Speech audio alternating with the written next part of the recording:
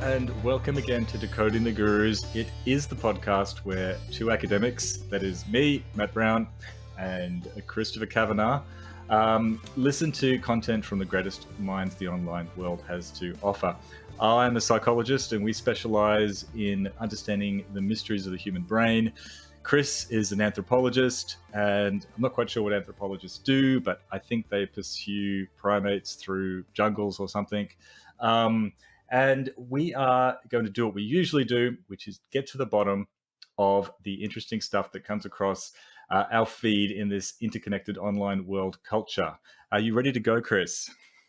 I am. I'm just back from my latest expedition in the world-famous rainforests of Japan, trekking after the noted gorilla populations that exist here. What? So I'm back. I'm back from that, and I'm ready to go.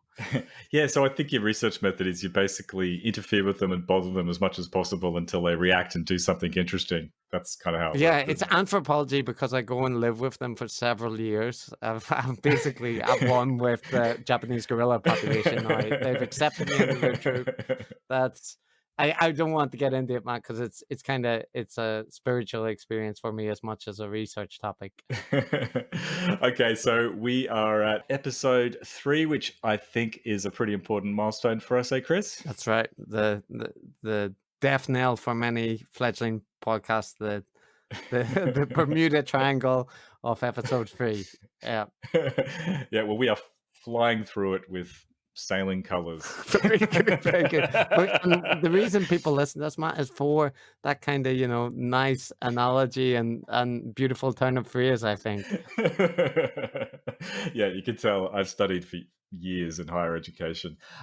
So the first thing we have to do today is issue a correction. Yes. I know this is going to disappoint many of our listeners, but we did get something not quite right in that last episode on James Lindsay. That's right. And we were hoisted by our own petard because after lambasting James for his failure to research Jurassic Park canon in suitable depth, we spent a significant amount of time discussing monkey science fiction virus outbreak movies and speculating on what was being referenced. And we managed to cover a large amount of those movies, but the one that we didn't mention was Outbreak, which is the movie featuring Dustin Hoffman. So look at that. What's good for the goose is good for the gander. We deserve that feedback. Yeah, we did. Okay, take this. This is our mea culpa. We humbly apologize and retract that. I'm going to just say, Matt, that the Jurassic Park one is still worse because it's a much more important movie than Outbreak. But I think the broader point still stands, Chris. It does. It persists unrelented. And so the other feedback that we got was we had to in detail kind of tweet threads breaking down the episode and giving some critical feedback by Skeptic Review, which is Gretchen, and Psych Lockwood, which is Patrick Lockwood, both people we follow on Twitter and interact with, and they had various feedback, but and it was very nice to see, I would say. But one of the criticisms they raised, which it would be interesting to hear, was that basically our view that the James Lindsay is overreacting to the critical theory and social justice threat, that our view that it isn't causing dramatic societal changes, or that really puts us in the academics with our head in the sand camp, the kind of people who historically when the Nazis were getting in power were saying, "Oh, don't worry about it. Look at they're just a radical fringe that nobody's paying attention to." So what do you think, Matt? Do you think that's a fair criticism, or would you like to defend your take? I think it is a fair criticism. I'm trying to figure out whether I agree or not. It's really hard to say because I think this is actually a bigger point, which is it's really hard to tell the relative magnitude or scale of a particular problem, isn't it? Because you know, the the news and the Twitter feeds and everything like that delivers this microcosm and puts things under a microscope, and it could well be symptomatic of a broader thing, or it could just be a flash in the pan. And that's true on whichever side of politics you kind of lie. The I can think of many sort of left wing kind of scares or paranoias, I suppose, which it's kind of, is it just a kind of a dramatic news event, or is it symptomatic of something much bigger? So I honestly don't know. I haven't figured that one out. Have you? Yeah, I've got it. I've got it nailed down. No, I similarly, I think that where I fall on this is that I'm not in the camp that says this is only a thing like the kind of critical justice or woke stuff is only a thing that applies on like specific campuses and has no impact on the real world. Like I don't think that extreme is true because there are cultural impacts and there are even just the mere rhetoric is clearly relevant in modern politics. But on the other hand, the part that I don't buy into is the kind of presentation by James and others that we are on the cusp of a woke totalitarian regime, right? Because Yeah, the yeah. the examples that they use are, that we have in the past have seen left wing totalitarian regimes, which we have, but by and large, those have been communist regimes, not woke regimes. And this kind of image of I think that genuinely people are imagining, re-education camps where you and I and others will be like lined up and be made to recite D'Angelo until or tattoo anti-racist to our forehead. And like that seems to me, a kind of far-fetched thing which might be a result of having read too many young adult fiction novels about dystopian futures. But that's a cynical sarcasm for quotient for this Yeah, episode going up. So yeah, yeah. yeah. Well, I agree with that. I mean, I think I said last week that one thing about the more woke culture is just how nicely it synchronizes with corporate culture. I don't. It's too big a topic to get into, but it doesn't strike me as revolutionary. Rather, it seems like very much a middle class cultural kind of thing, which is very comfortable with pretty much maintaining. This is the sort of socialistic side of me coming out, but it is very comfortable with maintaining the class system, Chris. You are the revolutionary that we should be worried about, Matt. This is the third episode twist. Matt comes out as the societal revolutionary. Well, I am unironically in favor of fully automated luxury gay communism. I'm putting my flag in the sand. Oh God. Well, we'll have to have an intervention at some point after this episode, but I'll accept that. And as I've invoked this episode, Matt, maybe it would be interesting to mention who we're dealing with this week and what our new topic is. Yes, I'm very glad to do that. Okay, so today, we are going to be talking about the big one, the big kahuna, the man, Jordan B. Peterson. It was just a matter of time before we got into JBP. I think we wanted to save him until we had a little bit of practice, until we were warmed up properly. So it's kind of exciting. It's like a landmark moment. It's a milestone, I think, in many ways.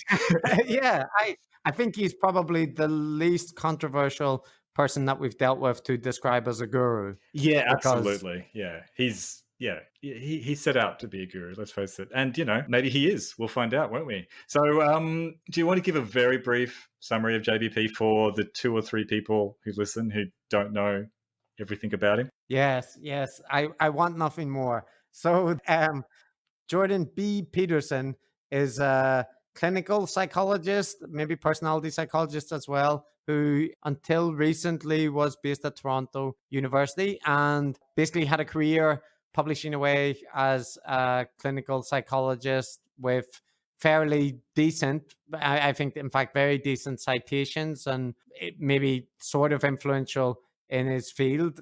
He came to fame to the public and to myself more recently when he was involved with publicly opposing the introduction of a law in Canada that he presented as involving compelled speech about respecting people's pronouns. And this obviously mainly associated with trans rights or trans people requesting different pronouns. And he didn't actually object, or he clarified at various occasions that he didn't object to using an individual's preferred pronouns interpersonally or in his classes, but he did object to the government having a law which he interpreted as mandating that you respect someone's pronouns or face legal consequences. And from that, he was recorded debating some students at the campus, and that went viral. And prior to that event, he had been recording his lectures and putting them online. So had I think, a not huge YouTube following. But in the wake of his growth with this viral video, people became aware of his online lectures, and those became popular. And then he gave some talks and eventually published a self-help book called 12 Rules for Life.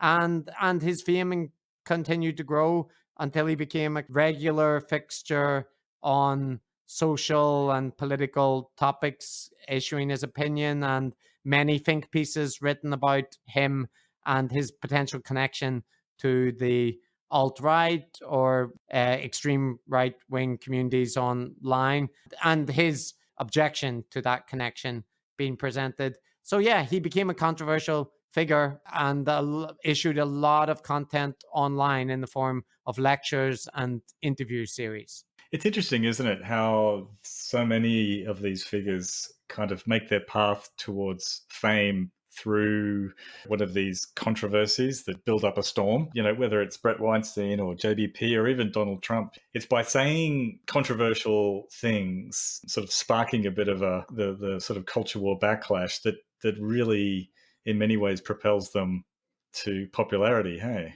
Yeah, and actually, I've heard Brett Weinstein discuss in an interview that admission to the intellectual dark web, one characteristic or requirement might be to have undergone a public test of your commitment to free speech. So, in essence, an initiation ritual where your ideals are tested in public and you stand up and reveal your true character. And as a cognitive anthropologist who, alongside chasing apes through the jungles, specializes in ritual psychology, and I've done some research on initiation rituals. It definitely seems to fit the bill to me that there is this group identification or social bonding with people perceived to have undergone a public ordeal that they then link to their commitment to free speech. So it becomes like attached to a secret value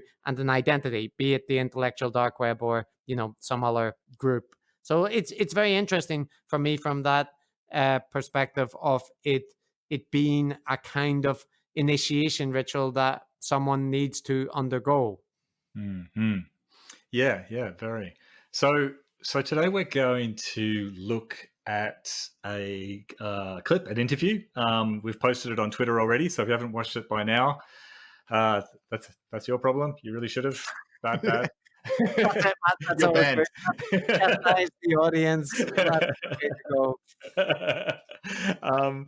Okay, so this is an interview with about religion, Chris, I think. Yeah. So content that we're looking at today is an interview he did on a YouTube channel called Transliminal, where it's actually another cognitive anthropologist from my neck of the woods. So he's probably also just back from his field trips with primates, interviewing Jordan Peterson in an extended 2.5 hour interview, mainly about his views relating to philosophy and religion and this kind of topics, not so much the culture war stuff, though that comes up at the end.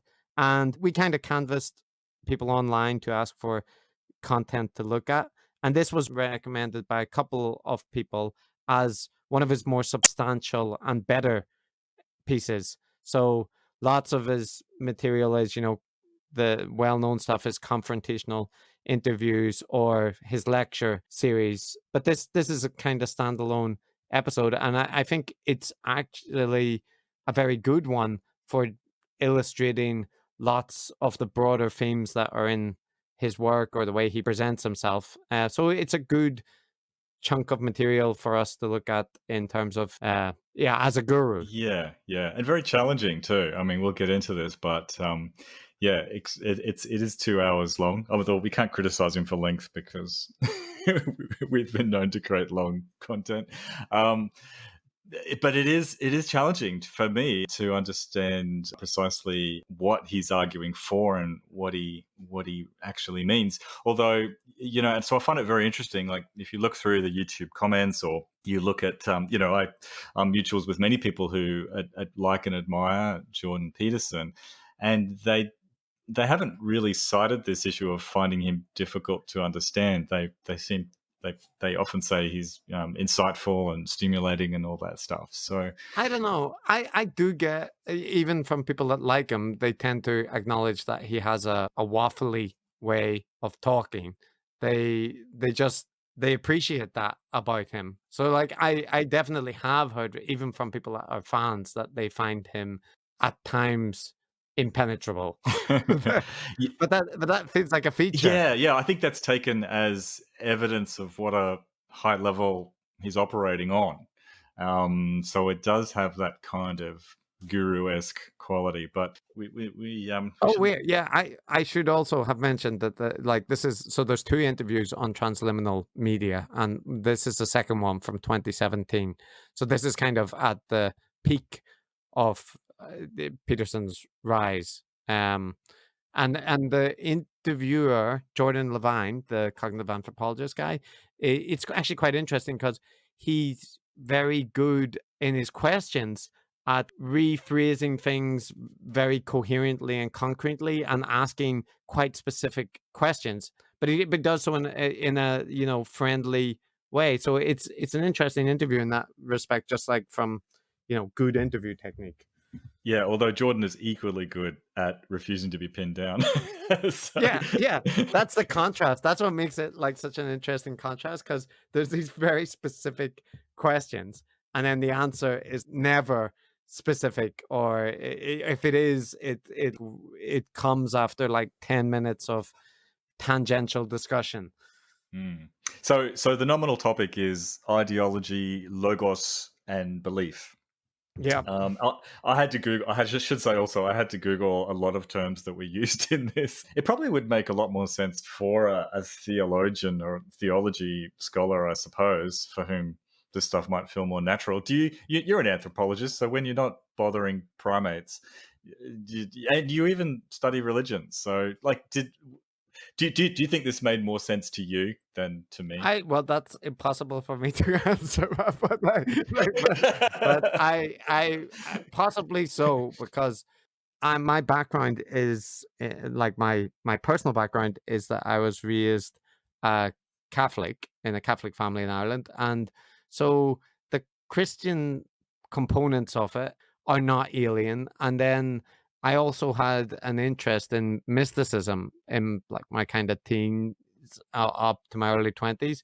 And still do like find that stuff kind of interesting. So I know a bit about Christian mysticism and the Sufism and various other traditions. So that gave me, like a foundation. But this is not to say that like there weren't times where I was like, what the hell are we talking about? Like, it's just that I think that foundation helped. Yeah. Good.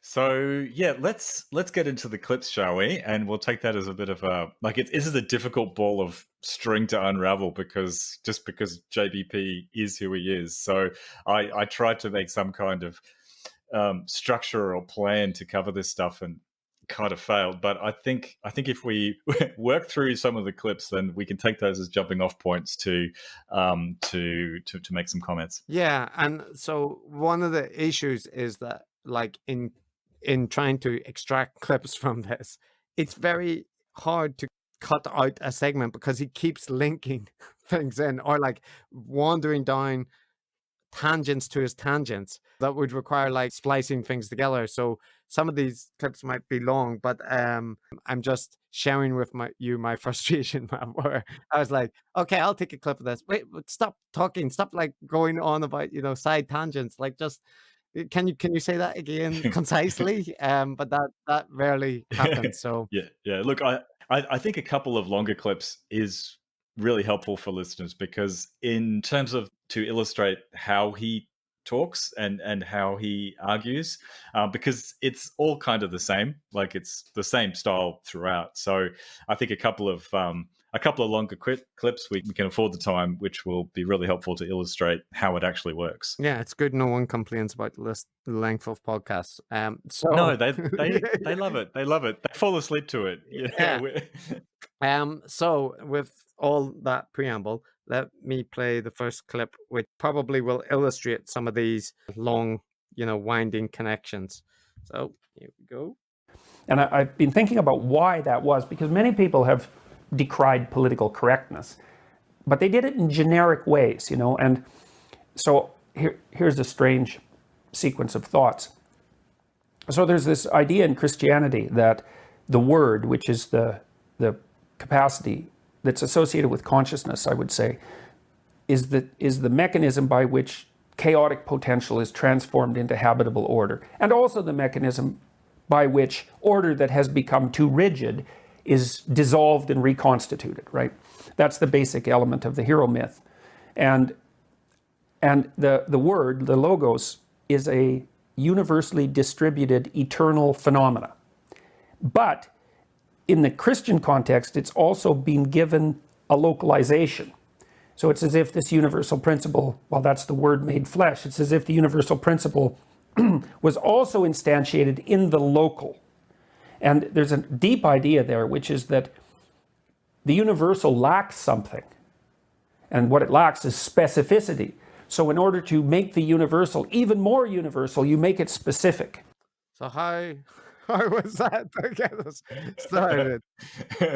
Yeah, that's the kind of thing I struggle with, Chris. Okay, so Yeah, I look, I think before even breaking down that, what he's actually trying to say, I would just say that's characteristic of his way of speaking and presenting ideas that, one thought leads to the next, and before you know it, he's moved from why he remained popular when there's many people decrying political correctness to discussing logos and the instantiation of logos in a like embodied Christ figure and the uniqueness of Christianity. It does sort of follow a logical stream, but it really is connecting a lot of disparate things together into like a thought stream. Yeah.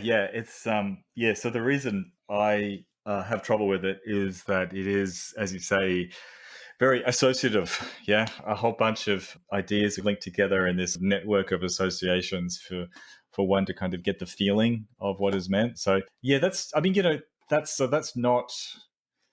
not rigorous, but I guess it's legitimate in that it's almost like poetry. I'm not sure how to describe it. Yeah, I think, it is kind of theological reflection, a lot of it. And there's nothing inherently wrong with that, but it's kind of surprising that he became so popular on the basis of this. Because I can imagine some people saying, in a different era, I got a 15 cassette thing on how to pray properly by some Christian theologian, that not being regarded as a cool, edgy thing. But listening to Jordan Peterson discuss the Bible across like a 15 series online lecture is regarded as something that is not only interesting and worthwhile, but it's kind of like an edgy thing to do. Yeah, kind of new Which and hip. it's just surprising. Yeah, it is. It is because I mean, like I recognize, and if I had to do a bit of research, but I recognize some of the substance behind this stuff. For instance, this instantiation of the universal in the specific. I figured out there's an element in Christian theology. It's one of their ways of thinking about the divinity and of Christ and so on. He's both the specific human being, but also representing these universal things and God and all that. So it's not like he's just making this stuff up, but like that's a topic that wouldn't seem to be either controversial or attractive to most modern people. Yeah, and I think it's the linking of these grand narratives and large philosophical topics to very specific culture war issues, right? That might be the unique component. So there's a clip here of him talking about his origin story where he emerged from his opposition to this Bill C-16 in Canada. And I think this gives a good example of like how he links issues into broader meta narratives. I believe that that's an unwarranted intrusion of a certain kind of ideology. It's postmodern ideology fundamentally, with its roots in a kind of a surround of Marxist identity politics. And I think that it was completely inappropriate for that to be transformed into legislation. So he argues that his opposition to that bill is a very incidental fact to his bigger philosophical opposition to postmodernism and neo-Marxists who are destroying everything. And he actually makes this point very clearly when he argues that he even sees the transgender people, which were in some sense seen as the target for that bill because it was about using appropriate pronouns for people, that his opposition to the bill is actually in defense of them from these philosophies that they are being sacrificed to. And again, Matt, I'll play a clip and then see what you think about that. I do not believe that legislation like Bill C-16 is in the least in the interest of these people who are marginalized. Quite the contrary. I believe they're sacrificial victims to the onslaught of a continuing postmodern neo-Marxist ideology. Yes, so he does characterize that this specific issue, which obviously became a big thing and played a big role in him developing a much larger profile. He characterizes it as an instantiation. This is his theme of, instantiating things in the specific, of what he sees as this sort of great battle between truth and order and the word and habitable orders versus, chaotic potentials and so on. So I can hear from the tone of your voice, Matt, that you were really into this. Yeah. So we'll talk about this later, but what comes through is his worldview, which it's amazingly anti-materialist in that he really believes very strongly in that there is a more true reality, like a kind of spiritual. He calls it theological, but he uses his own special definition of theological to mean I'm not sure what. But he sees this hidden reality underneath the material, and he says that the real stuff is happening there, and stuff like politics or economics or even society and so on is just kind of the ephemera at the top. So it is interesting. He's a spiritualist, so he's very much it's a very different worldview from yours or mine. Yeah, this sort of surprised me. The way I came across Jordan Peterson was I listened to him on the Sam Harris show and was like, I was aware, of him, the protests and the controversy surrounding him. Then I heard him interviewed by Sam Harris and they had like a 2-hour endless debate about like truth, right? And that Peterson was arguing for what many might consider the kind of postmodern view that, you know, truth is not about something corresponding to fact or reality. It's more about meaning, and it's a long episode. You can go listen to it if you want. I But won't. yeah. But after that, I then didn't pay that much attention to his content. You know, just in clips and the interviews and whatnot with him. And then I got the 12 Rules for Life long after it had exited the cultural moment and like people weren't paying attention. So I read it a year or two after that, and I was kind of amazed at how much theological Christian focused content there was in it. There was psychology, there was like self-help stuff, and there was some culture war thing, but like the much more dominating theme for me was the religious themes, connecting things to the Bible. And it surprised me that people didn't focus more on this aspect of him, at least that I saw. Yeah. So it is interesting that both his that's not the feature that is emphasized by either his fans or his detractors, because his fans would sort of characterize him as a rigorous facts don't care about your feelings kind of guy, and his detractors characterize some of his fans, because I think he has a wing that like him because of this, like the side that lean towards spirituality and maybe specifically Christian spirituality, and that if they've spent a lot of time with his material, it's impossible that they've not noticed this. So maybe the people that you're talking about, I'm not sure, but there might be, you know, different wings of his fandom. Yeah. Well, he is there in the IDW and so on, you know. So he's kind of got that sort of associations. But like, I do agree with you though that I think one way to understand what JBP is about is part of a much bigger long-term trend, which is for religiosity, I guess, in the face of, you know, science kind of eating away at it and undercutting it over the last 100 years or more, has progressively become more and more abstract and, you know, to sort of and more philosophical and spiritual in a very vague, abstract kind of way. So it's much unless you're an evangelical Christian in the American Midwest, then, you know, and if you are religious, you probably think about your religion much less in terms of concrete things about, you know, a bearded guy in the sky and about like the sort of literal truth of things that happen in the Bible, but much more in terms of how JBP describes it, which is like psychologizing it and making it more ineffable and you know, very vague, but also much more congruent with a sort of a scientific view of the world, because it's now operating in a completely different domain. Am I making any kind of sense, Chris?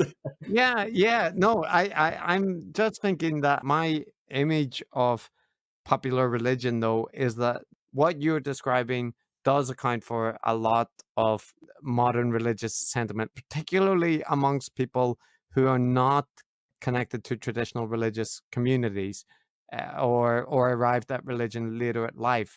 But I guess my pause is that I think there's a substantial portion, especially in America and North America, of religious people for whom their beliefs are fairly literal and biblically based, or fundamentally based, at least, that there is a heaven, there are angels interacting in the world, and there's a literal devil and a hell, like not abstract philosophical versions of those, much more physical reality stuff, and that's where lots of the opposition for abortion and things come from, that community or that wing of the religious community.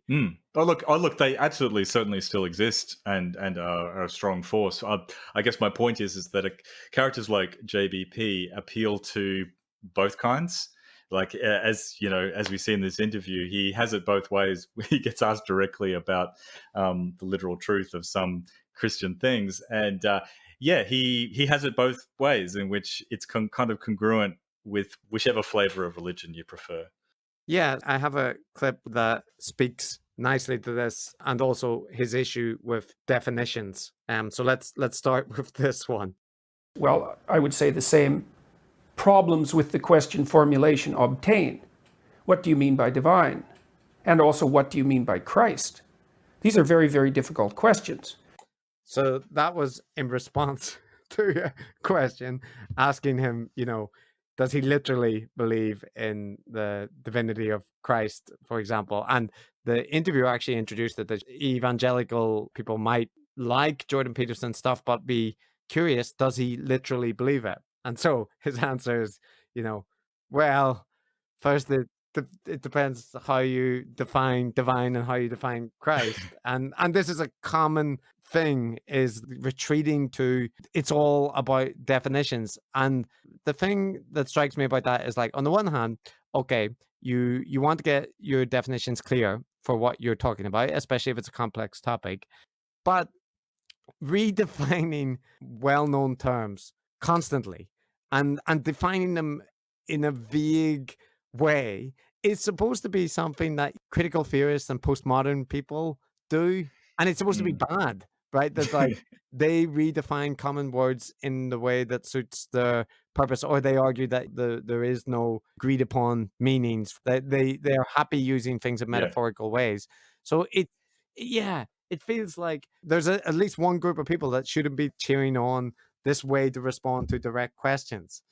No, exactly, and it dovetails with that other theme of sort of having it both ways, where Jesus Christ is both a literal figure who did do miracles and all this stuff, but also he's like a Jungian hero, Archetype, and he's an archetype, and he's not just a hero, he's a meta hero. He's a meta hero, yeah, exactly. And so you just left kind of Matt, there's a perfect clip that relates to this. This is in response to the topic of hell coming up. Right. People who believe in hell are terrified of hell for themselves. And in my estimation, they should be, because I also believe in hell. Although what that means, again, is, subject to interpretation. Lots of people live in hell, and lots of people create it. It's so beautiful, because he starts like, he's actually making the point I made about, there are people who have literal beliefs in hell. It's a literal place. And then his response is to say, and I believe in hell. But then he realizes he's perhaps endorsed, like, that sounds like he's endorsing the literal one. So he immediately goes, well, depends what you mean by hell. And then he starts talking about hell's all our people, right? Or hell is, so it's like, but then didn't you just, you believe in hell in the metaphorical sense, right? But not as a physical location. And I don't think he would answer that, or, he can't answer those things directly. Yeah, no, I don't think he can. So yeah, he's a psychologist, and he's obviously religious as well, although it's very unclear what kind of religion he has. But except that it's Christian. It is definitely Christian. Yeah, that he's very clear about that. So yeah, no, so the interesting dynamic is him sort of transforming and melding psychological, or it's not contemporary psychology. It's the more the psychology that's associated with clinical stuff and quite old-fashioned stuff like Freud and Jung. But yeah, sort of melding this sort of psychological definitions of things, like people creating their own hell, and with a religious conception of hell. And yeah, it's just so nebulous. I'm not really quite. I can't agree nor disagree with it, because I'm not sure what's being said. Yeah, and this doesn't only apply, like, this tendency to muddy the water and redefine things in unclear ways does not just apply to the religious content, because maybe in that sense you could be like, well, he's talking about concepts which are themselves vague and theological, so that you have to give some leeway to do that. But let me just play a clip of him talking about dominance hierarchies, and how they, even though that's a topic that he talks about a lot, they aren't dominance hierarchies. I use dominance hierarchy because that's a shorthand. People understand what that means. It's not clear that hierarchies are, in fact, dominance hierarchies. So I mean, and so he goes on to justify this because he's basically saying, they don't necessarily have to involve dominance, but it means that, even words that he invokes fairly consistently and which have well-known definitions, that you can't trust him because he might be using it just opportunistically. I say dominance hierarchies, but I don't actually mean dominance hierarchies. So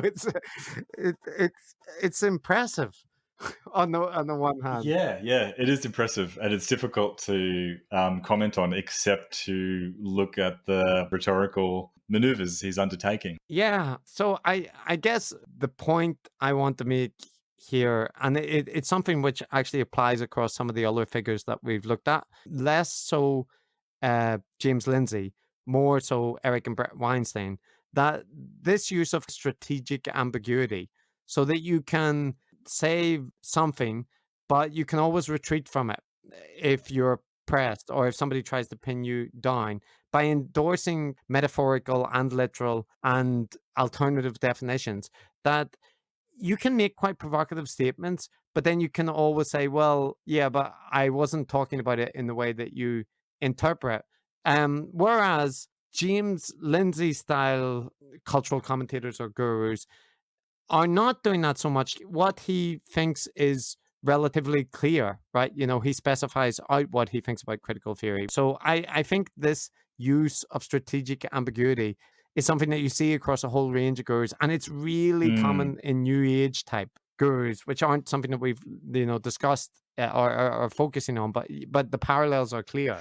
Yeah, I think you're right. It's like, I guess it's like the Mott and Bailey technique on steroids, because as you say, it is really, really useful because it allows you to make quite striking and seemingly very forceful comments when people are implicitly reading the quite strong interpretation of the words you use.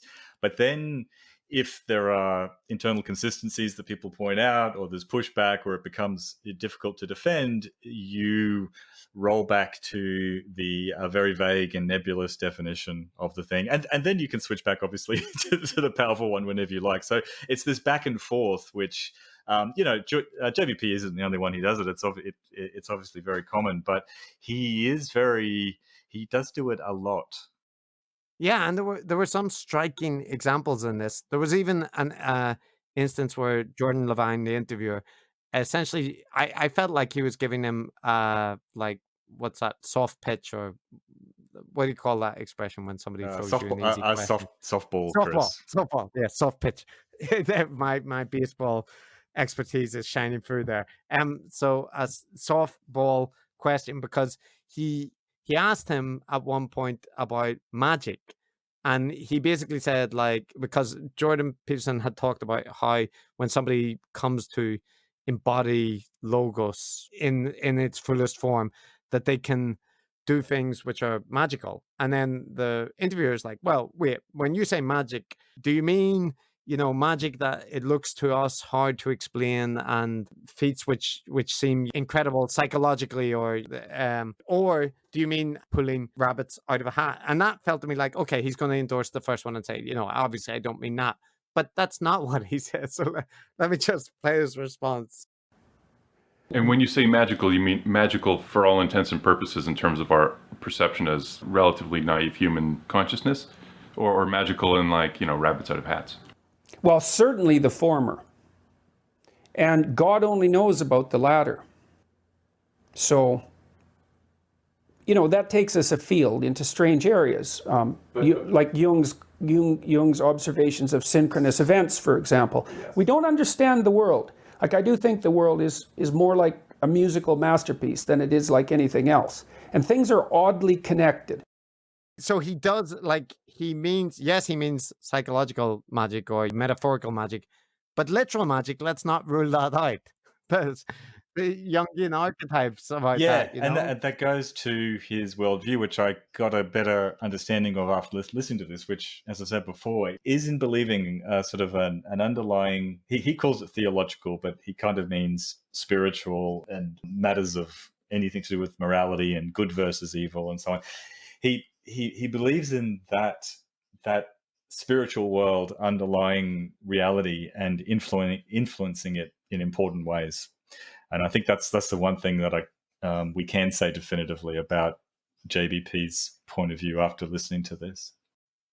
Yeah, there's some segments where he starts to explain why rationalists and Sam Harrison, Dawkins in particular, are wrong, and that their belief or the fact that they use evolutionary theory and that evolutionary theory involves forces of selection means that they cannot be materialists and be That's consistent. right. And his argument there was that selection, the action of selection is not a material thing. Did I remember that right? Yeah, hold on. Let's let the man say it in his own words. The processes that make up social interactions among social animals can't be reduced to their material substrate, but they're real. And they're so real, they select. So they're real. And this is the problem I have with the people who are simultaneously reductionistic materialists and evolutionary biologists. It's like, sorry guys, you don't get to be both. So Yeah. I think it's worth spending some time on this argument that he presents, because he presents it forcefully, as you can see there, but I find it really silly, like fundamentally silly, because if I'm trying to summarize it, essentially he's saying that selection is such a fundamental process in the world. And maybe he's even talking about, evolutionary processes as they apply to the formation of planets or something like that, right? No, I think he's talking about biological evolution. He's talking about... Well, okay.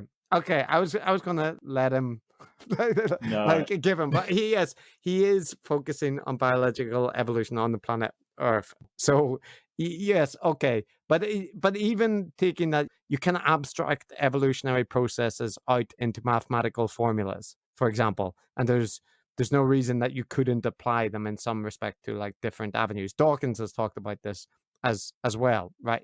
I'm talking about processes of selection, not the specific process of evolution amongst biological things. So even if you accept that, the part which doesn't make sense is he's very upset about people acknowledging that and then trying to tie that to the material world.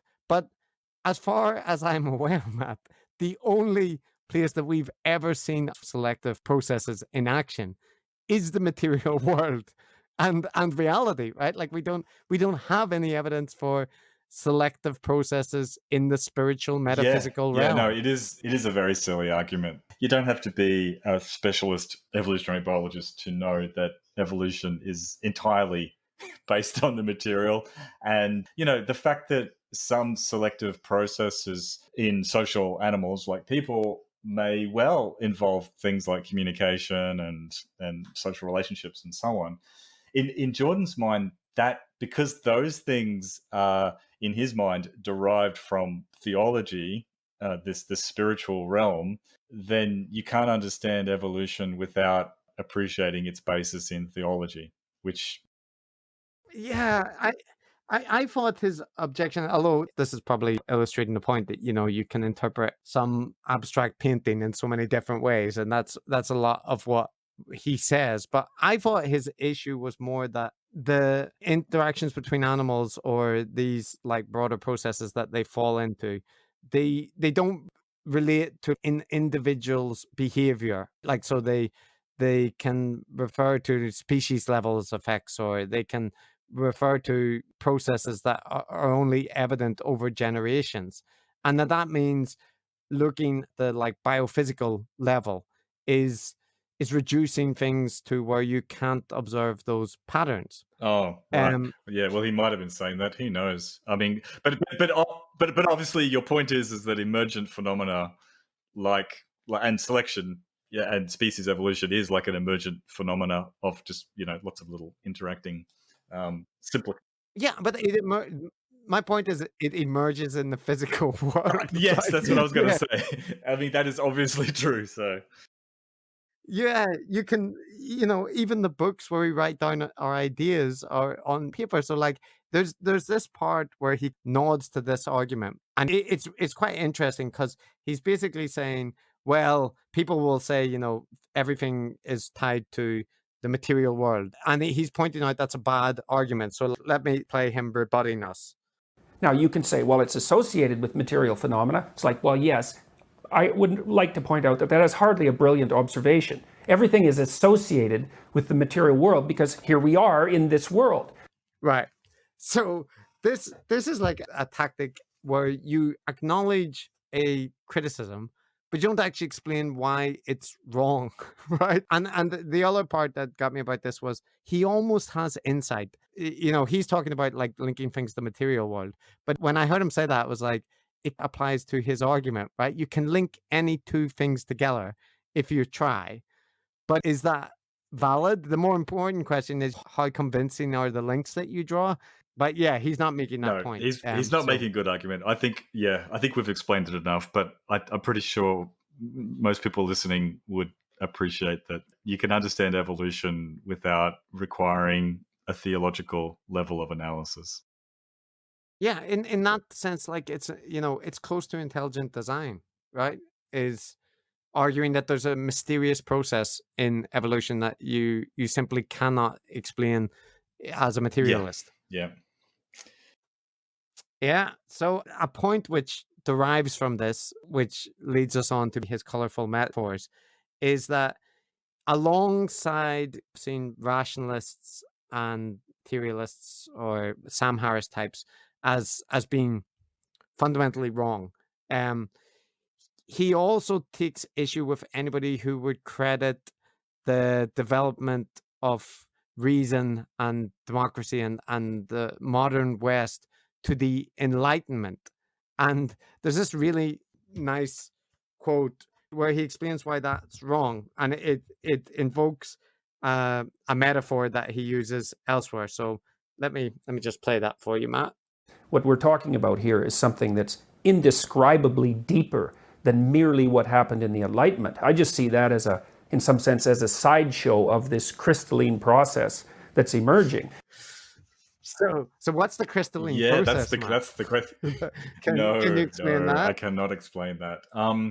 So perhaps not surprisingly, JBP is not a fan of attributing good things to the Enlightenment or that general period of empirical or rationalist type of thought, because he likes attributing the good things to Christianity. And there's some limited way in which that is true. Obviously Christianity had a big influence on that part of the world, and through the kinds of things that happened through the Reformation and so on, I'm sure there are all kinds of influences one could trace back. But I guess what he's trying to do is really cast this grand narrative, a grand Christian narrative, sweep of history in which pretty much anything good, and he likes the word logos a lot because that's kind of free speech, and in his mind it's also the word, but it's also consciousness, and it's also the sense of order and good generally. So he would see that expressed in the Enlightenment, if I'm understanding him right. Wait, now I'm confused. So, okay, you're saying that the Enlightenment is just like an instantiation of a deeper philosophical force, right? The logos that's operating. That's it. You're totally getting Jordan Peterson now, Chris. Yeah. So this crystalline structure metaphor, I think, is connected to that, right? Where he, in response to some, I remember it as like a fairly direct, straightforward back and forth between him and the interviewer, and then he just like comes out with, well, while you were talking about that, I was thinking about something. And I want to play it because it took me by surprise when I first heard it. Well, when you asked that question, I had a vision, and the vision was of a plane of Earth, barren Earth, with a gigantic crystalline structure underneath, forcing itself upward and breaking up the dirt. And that's exactly how I would answer that question. It's that there's this great idea attempting to manifest itself. Like it manifested itself, for example, in the decimation of slavery, right? Because there was an idea, and the idea was, well, all men are created equal. That's the idea. And that's idea is rooted in a much deeper idea, which is that there's a spark of divinity in everyone, and that's this logos capacity that enables people to name things and give form to the world, and that we're not to violate that. And that emerged, you could say, well, that emerged tremendously slowly, but didn't emerge slowly at all, man. The idea is only, in its thoroughly formulated sense, the idea is only about 2,000 years old. It emerged with incredible rapidity. So that is one hell of a metaphor. But I mean, I'm just gonna the thing the thing that struck me as I was listening to that was that when I hear Jordan Peterson giving credit to white European Christianity for destroying slavery, I can hear a million critical race theorists crying out in pain.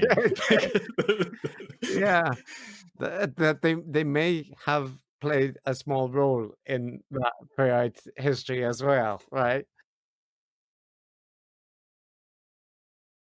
Yeah, and there is a point where the interviewer brings that up and asks him how does he defend Christian atrocities. And you might imagine that he responds to that and gives a clear answer, but I don't think I even have where he answered, because there isn't a straightforward response. There's winding paths. So I can't even remember what his answer to that was. No, do you have any idea? No, I don't think he really answered it. I think he just went off on several tangents of tangents. Oh, sorry. Actually, I've just realized that what we just listened to. That was his answer to that. That was the answer. Yeah.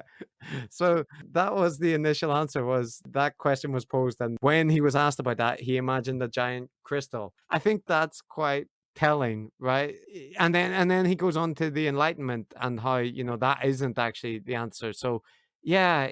So does that answer the question correctly about like why we shouldn't also attribute to Christianity, say, the divine rule of kings or the civilizing mission? So no, it's just the good stuff, Chris, that we attribute to Christianity. Yeah, no, I mean, the more I think about this, the more it strikes me what a poor fit JBP is with the IDW, because he, all of the stereotypical things that people attribute to the IDW, he really is not on board with them. Yeah, I think he's an outlier in a bunch of respects, unless you include in IDW the conservative Christian wing, like Ben Shapiro and stuff. I think he shares more in certain respects with their worldview than people like Dawkins and Harris. Although even the Christian ones don't really emphasize it as part of their sort of worldview. I think, I think JBP is a little bit unique in the way that everything is kind of linked to Christianity.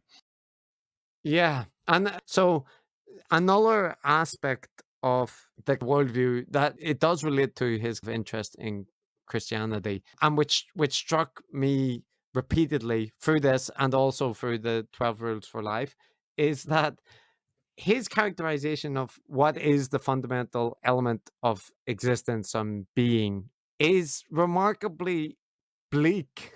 Like he's got a focus on the side of humanity which is, life is suffering and humans are depraved and dark creatures. And like he does acknowledge positive aspects, like even in that we should still, fight for the light or that kind of thing. But like he spends a lot more time in detailing the fundamental nature of pain, and that pain is the characteristic of existence.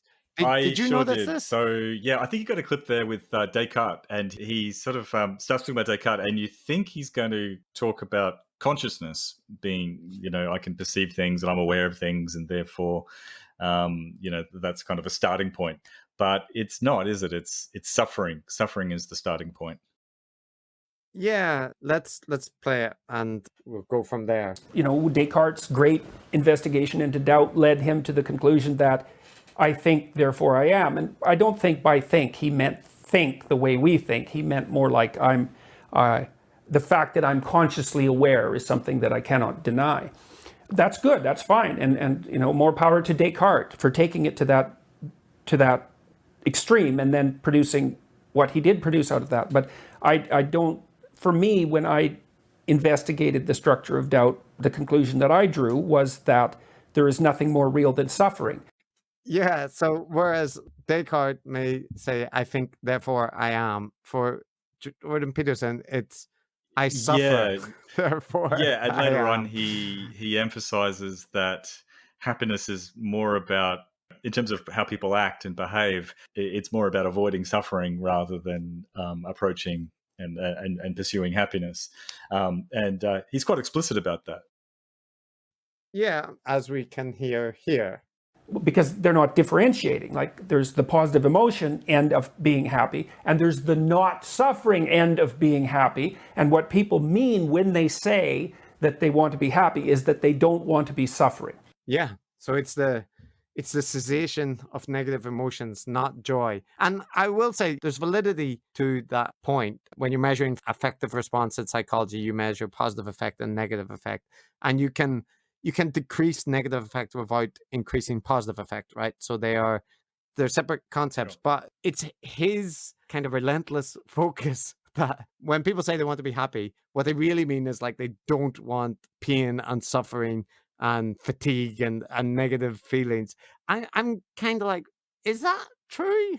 Like, are people really, not talking about, they want to enjoy life and have pleasurable moments and that kind of thing? And the amount that he fixates on this, that this says more about him than necessarily the human condition. Yeah, I mean, it's hard to escape the suspicion that this is the philosophy of someone who has had a problem with opiates. Or would Or go would on go to. on to. Yeah, I mean, I don't think. I think it's clear that just personally, he is someone who suffers from angst and yeah, has sublimates that in various ways, perhaps. But sorry, Chris, I find it hard to say something cogent about that.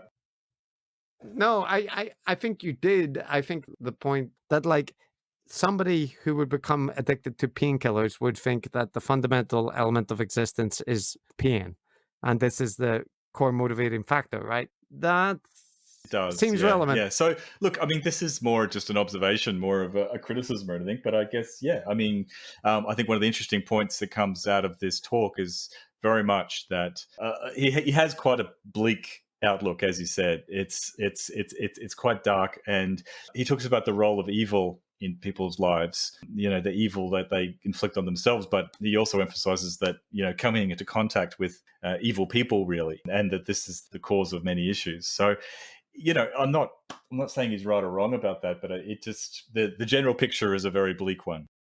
Yeah, and the link at the previous point that we were making, he talks about the issue of suffering and its fundamental nature to philosophers as opposed to materialists. And let me just play.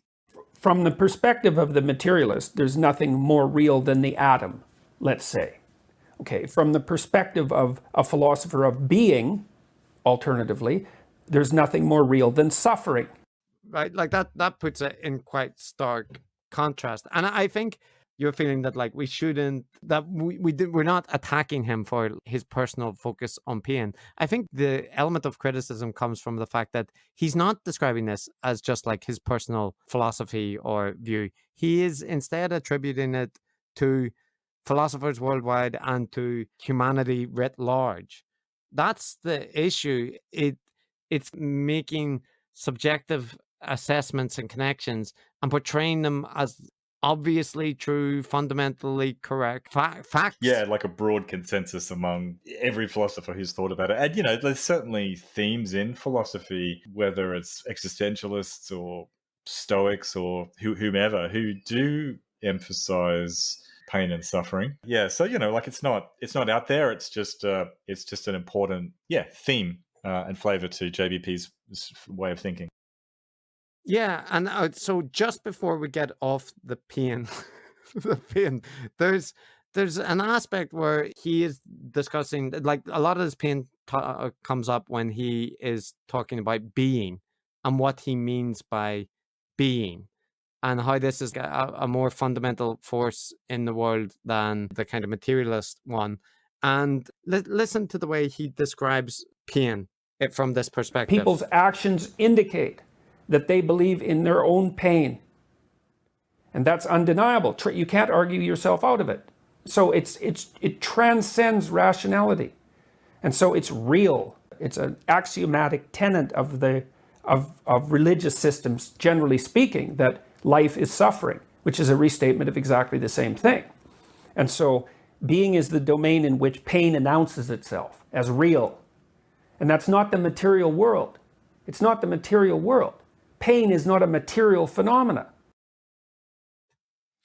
Right. So the part for me where the argument breaks down is again that pain outside of human subjective experiences, or or at least like some physical experience for some conscious being, it doesn't make sense, because there isn't a fundamental force floating through the universe that's like pain.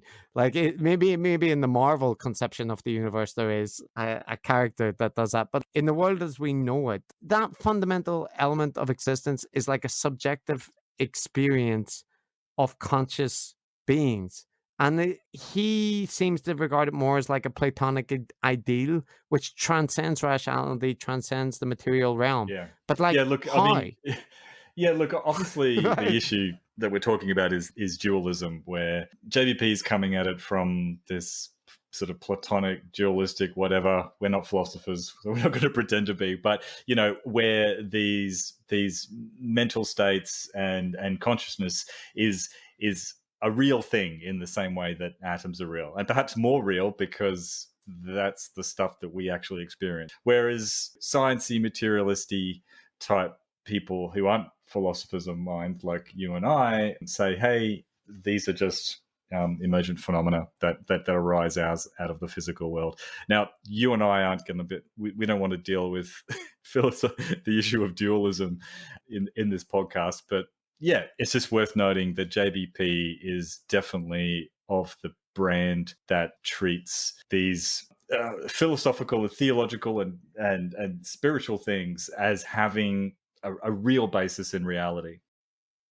Yeah, and I think the issue that I'm going to take is, so while there are many people in this audience, including himself, who are very upset with postmodern scholars for their denial of objective reality and their tendency to engage in obscurantism and play games with definitions, all of the things that we're talking about fall into that category. And there was this part where he's asked a question, and to answer it, again, it's like the crystal structure thing. He begins by saying, well, let's think about the spiritual essence of a lemon. And like, when I heard it, I was like, why do I have to go down this tortured route thinking about the essence of a lemon and how it reveals the lack of a dichotomy between spirituality and reality? And like, does it, does thinking about a lemon do that? So again, Matt, I think hearing the clip itself might help might help the audience understand the persuasiveness of this point. The concept of material reality is a post-Enlightenment concept. I mean, if you look, for example, at how the alchemists described things prior to the emergence of the material world, they discuss the nature of the essence of the lemon. Well, a lemon is solar in essence. It partakes of the sun. Well, it needs the sun. It's yellow like the sun. It has the same stuff as the sun. The sun is golden. The sun is mercurial. The sun is illuminating. Like, it has all sorts of attributes that we would consider spiritual. There was no distinction between the spiritual and the material. Yeah. Okay. So, all right. Does that clear it up? Okay. Look, I'm going to talk JVP's corner here for a moment, and okay, let's say he's merely being descriptive. All right. He's describing how alchemists and so on in the pre-scientific era approached things, and lemons, for instance. That's nothing wrong. You got to get past the lemon. So, okay, that's valid. Of course, there's a lot of magical thinking was kind of interwoven with natural philosophy for many hundreds of years. But is he saying they were right? Like, is he? Yeah, yeah. That's the issue. I'm fine with you describing, alchemists and what they previously imagined as the sympathetic magic kind of things, right? Like a lemon is yellow and the sun looks kind of yellow, so they're connected. And it's a plant, so we know that it does derive like all this stuff. That's fine. But isn't he saying they were Yeah, right? I think so. I think he's saying that the truths arrived at through, obviously religion is a pre-scientific concept and to a large degree a way of understanding the world, I suppose. Why do events happen? Why do bad things happen to good people and so on? Why is God angry with us? Yeah, he has a lot of respect for the pre-scientific, for want of a better phrase, view of the world.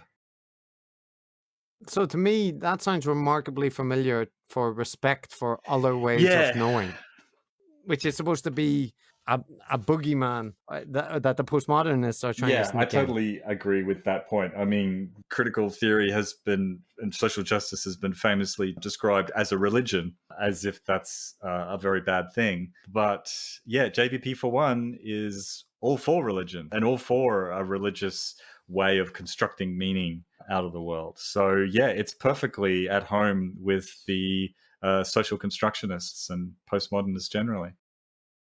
Yeah, and there's a part later where the interviewer tries to get him to characterize the difference between himself and postmodern because this critique has been raised before of his work. There's a bunch of rules of the game, and this is why the postmodernists, by the way, are wrong about the infinity of interpretations. They're wrong. There is an infinity of potential interpretations, but there isn't an infinity of viable interpretations, and that's the issue. That's the critical issue. So what constrains the range of interpretations? Well, let's say there's an infinite number of ways of construing the world. Well, there are. And that's again the postmodernist take, right? It's not only can you interpret texts an infinite number of ways, but the world is a text and it can be interpreted in a number of ways. And so you can't define any particular mode of interpretation as canonical. That's the fundamental claim. Okay, let's take that apart. Wrong. And he argues that the distinction between himself and the postmodernists is that his realm of possible interpretations or meanings or whatever is constrained by the fact that he recognizes the forces of biological reality and evolution and that kind of thing. But as we've already seen, his commitment to a hardcore empirical evolutionary framework is relatively, the grasp is not firm.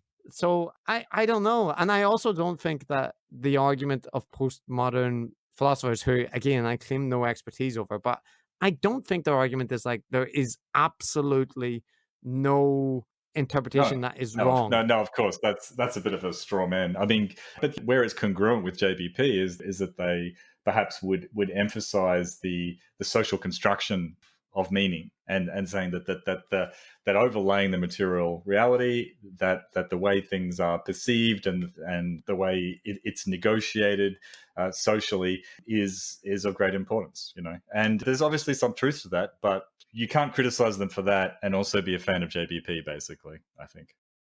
Yeah, and be consistent at least. There's definitely overlap in those perspectives, and him simply saying that his reasoning is more constrained, it feels like a relatively weak argument. It's pretty weak given that he sees that the theological reality gives rise, that evolution has to encompass that theological reality. So it's not much of a concession to say that he takes into account the capital S science of evolutionary biology when he sees that is itself strongly based on theological stuff. Yeah, and so to take it to bigger themes, I think it's reasonable to because if you sit back and just consume the talk, I think we both experienced this. If you don't question the connections being drawn and you can just follow along, in some sense, it's kind of convincing and compelling because you just get this narrative story almost about how the world works, how all these things are connected. And even if individual parts give you pause, it does come together in a coherent narrative. And I think that's part of the appeal that he offers, and which many of the gurus that we look at offer, you're being inducted into this select group of people who can see these hidden connecting structures which apply across culture, across religion, across time, and are like so fundamental. So yeah, you might be talking about transgender people getting into the bathrooms, but actually it's connected to the eternal battle between the forces of good and evil. Yeah. So he really does provide these, and in his words, maps of meaning. It's not really it's not a logical or an analytical thing that he's doing.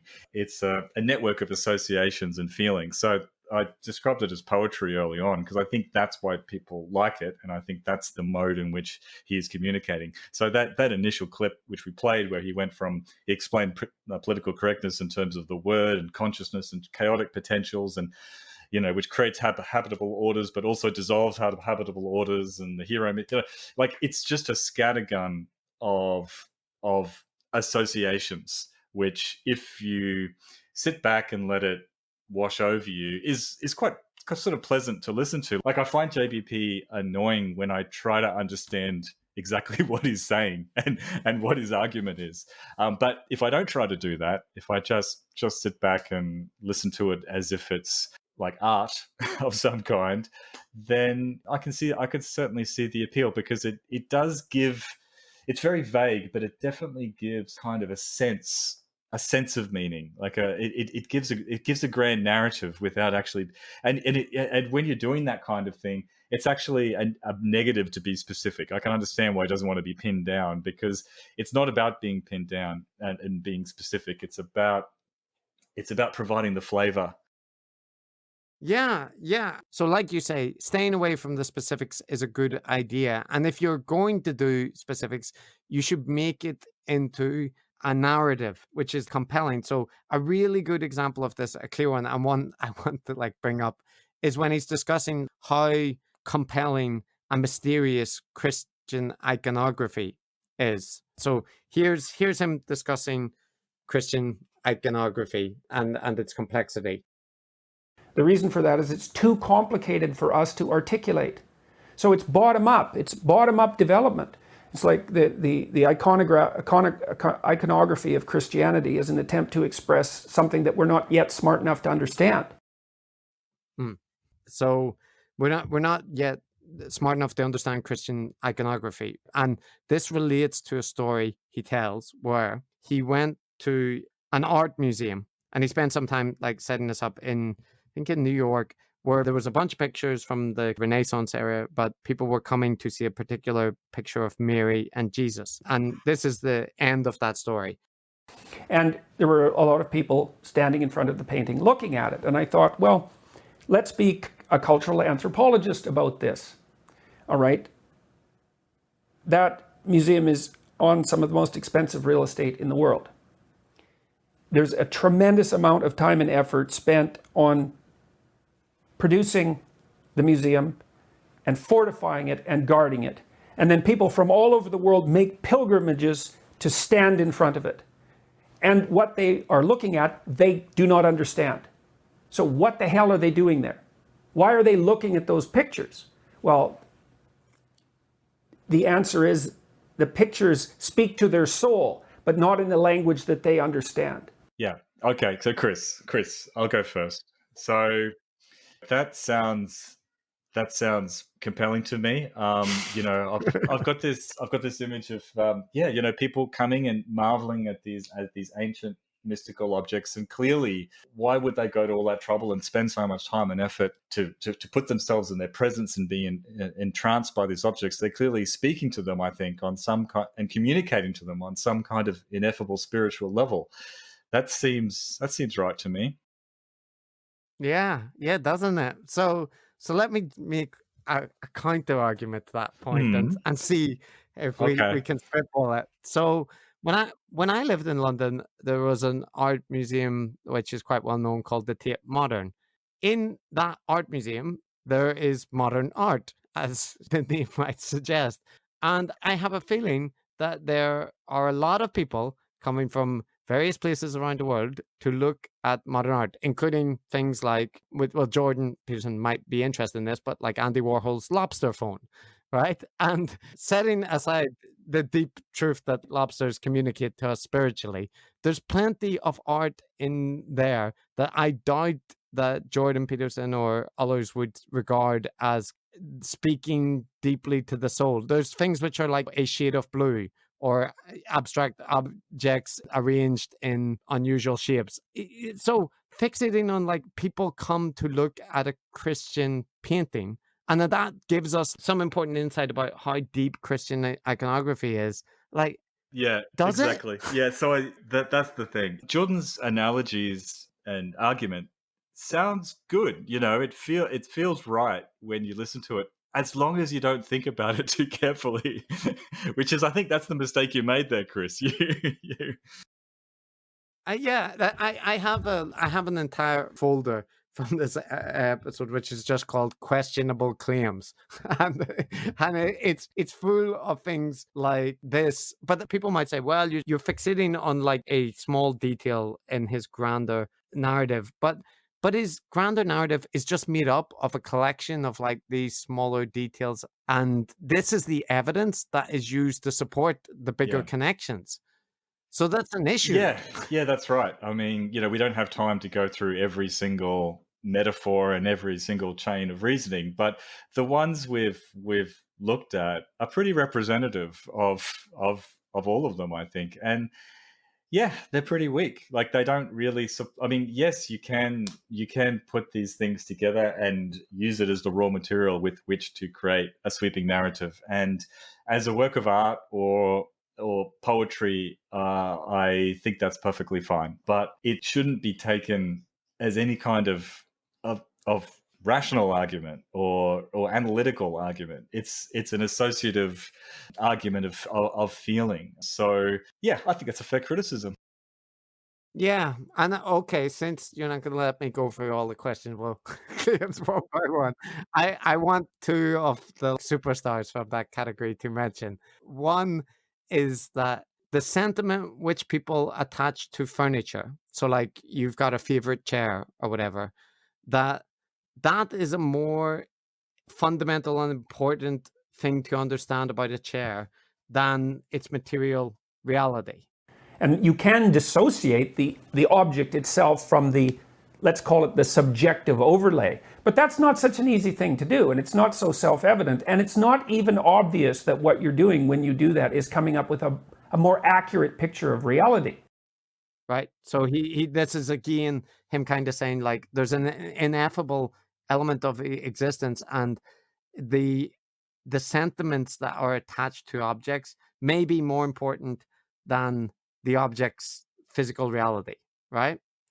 Now, when you make that kind of argument, my brain immediately goes like, important to who? Or on what basis do you judge that? Because sure, in regards to like individual people who have connections with the chair, there is memories attached to that and emotions attached to it. But it isn't true to say that that's a fundamentally deeper truth about the chair than the fact it's made from wood. Right? It just depends on your question or what you're asking, but they take the chair out of that context and just give it to someone who doesn't have all those connections, and that's not a deeper reality of the chair that's like carried along with it. It's a reality that's in your head, and as a psychologist, it's kind of surprising that JPP doesn't emphasize that. Yeah, and that's unobjectionable to say like a person has a psychological connection to an object, which can be fundamentally more important than the object. But that isn't what he says. That's only the Mott and Bailey argument. And there's another illustration where he's talking about a pro footballer, and it's a short clip, so I'll just play it for you. It's like the life of a pro football player. Is that real life or is that a game? Well, at some point, the game is life, right? And so then the question is, well, what should the game be? And Piaget's answer was, well, the game should be one that everyone agrees to play. Okay, so Yeah, that's yeah. part of a bigger Yeah. conversation related to like rituals and rules and the way that they are a microcosm of society. But the point I want to make in highlighting that analogy is this thing about, is a professional footballer playing a game or living life? That relies on like this this kind of metaphorical trick or linguistic trick that a footballer's livelihood is derived from playing a Yeah. game. Yeah. But he's using it to make a point that games and life are in some ways like kind of interconnected and hard to distinguish. But that specific example is just relies on the fact that, you know, somebody who plays a game professionally earns their livelihood from a game. It feels like a cheap trick of an Yeah. argument. Because, like, obviously, a pro footballer is playing a game and they get paid to play the game. That's like, there isn't a mystery there. No. Yeah. Sorry, I know what Matt. you mean. It's the linguistic tricks, like playing on double meanings of words like game, and using that to support an argument, which is it's a stretch of an argument, and you can't. And so to support it using pretty weak tools like that is not very good.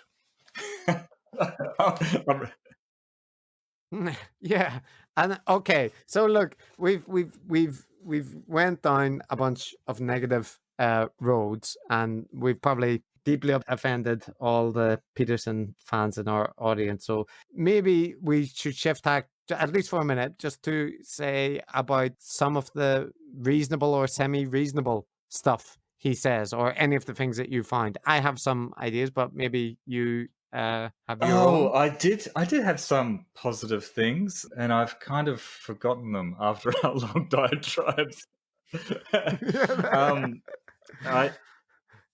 Okay, maybe I can get you started. So one of the things that I thought he does do well is that when he's talking about psychology, he's at one point arguing about the problems with our measurement instruments for when we talk about well-being. He kind of goes into a methodological critique of the psychological measures of well-being and how they're imprecise, and how our measurement instruments are basically not up to scratch when it comes to psychological science to make extreme statements.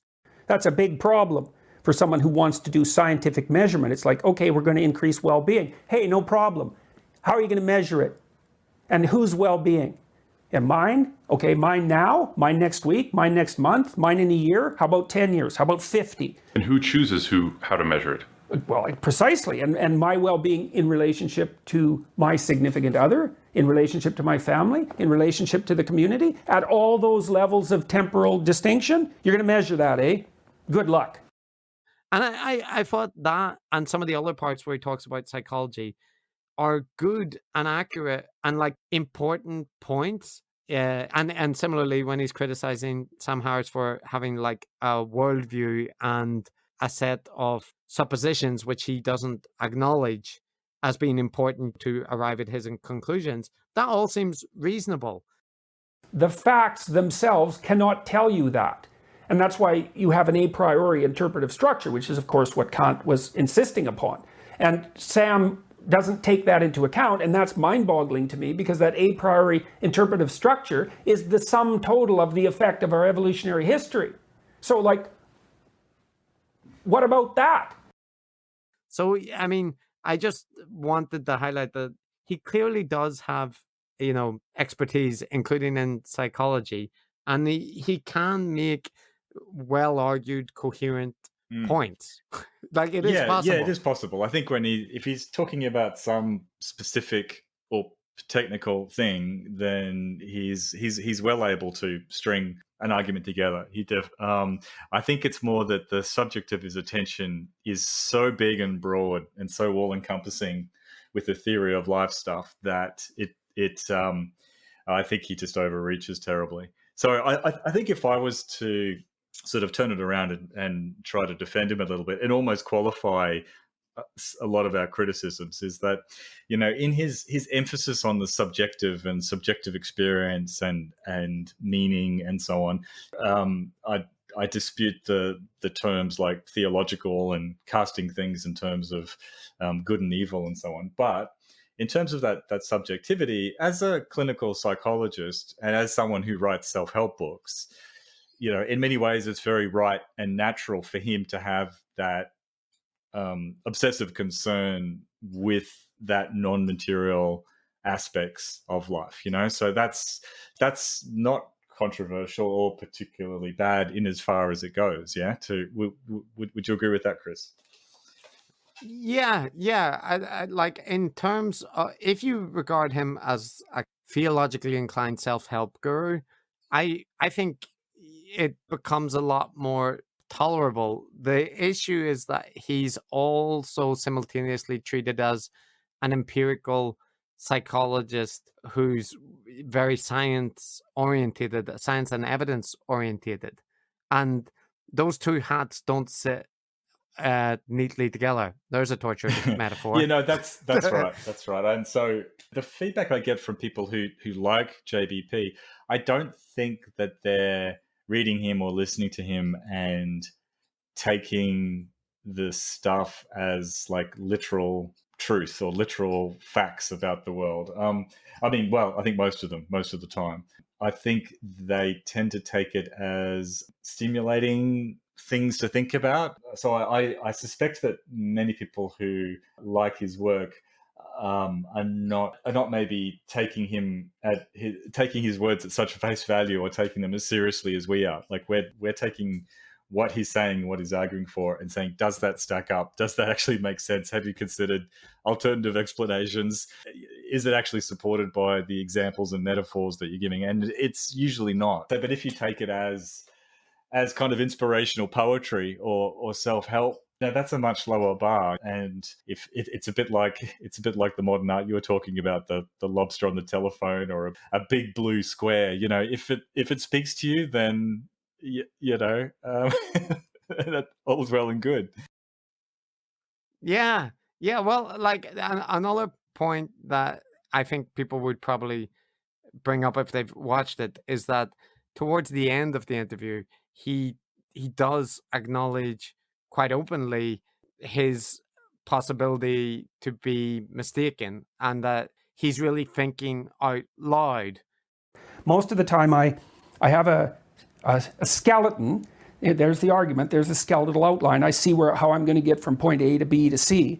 And then when I'm talking, like today, it's an exploration. It's not, here's what I think, it's right, and you should believe it. It's like, no, I'm trying to rectify my errors and extend what I know when I'm speaking and when I'm listening. And so I think that genuinely is what I'm doing. And I genuinely don't want to give people advice. It's something I've learned not least by being a psychotherapist. It's like, your destiny is not mine to mess with. I don't want to be responsible for your decisions. What if I'm wrong? So that I actually think, that's a very positively expressed epistemic humility and acknowledgement that he is riffing a lot of the time, just connecting things and seeing where they go. But the issue I would take is that comes at the end of the interview. And it reminds me of when Eric and Brett Weinstein issued at the end of their 2-hour episode, where they basically allege all this misconduct by Carol Greeder, targeting Brett. And then at the end, they say, of course, we might be wrong, and we don't, everybody's memory is fallible, and there's two sides to every story. But they don't display any of that humility throughout the episode, as we, showed on the first episode we released. And the same applies here, that like there is very little of this epistemic humility throughout the preceding hours. So exactly. That's my problem too. That throughout the whole thing, like there's no qualification, there's no caveats. It's very vehement and as if you can't possibly disagree with this because it's just so logically forceful. Is the impression, even though as we've talked about, it's usually not. So I really liked what you played there. That sounded great to me in and of itself. I remember that from the video. But yeah, as you say, it's not enough just to issue that disclaimer at the end, because it is like having your cake and eating it too, isn't it? Like it's like the conspiracy hypotheses. And there's his position as a self-help guru. And I also find in this some segments where it's really clear why people would form such a personal attachment to him, because he comes across, and I don't think this is like feigned or insincere. I think he is somebody that gets emotionally invested and who is very, very personally involved in his philosophy, right? He really believes it. And there's this point where he talks about how he wants to help people. And I thought it was quite I don't know the word, poignant or quite telling of his approach. I truly want the best for what wants the best in you. Yeah. Okay. And people love that. They love that, man. If you're interacting with people with that ethos in mind, they find that, well, I think that's partly why people are responding so positively to my videos, because that ethos informs the videos. I'm saying I'm trying to figure out what's the best for us, really, like the best. Yeah, endearing. The final thing I'll say about on that theme is that I find that aspect of him where he is clearly thinking aloud and thinking as he's talking, and I think it's true. What he said about he's figuring stuff out. I mean, the downside of that is, of course, he's just riffing. He's like improvising all the way through, and that's a good reason. That's a prime reason why a lot of it doesn't make sense. But I just in terms of a subjective impression, I actually find it a little bit endearing. That willingness to think on your feet and sort of talk. Think aloud. Yeah.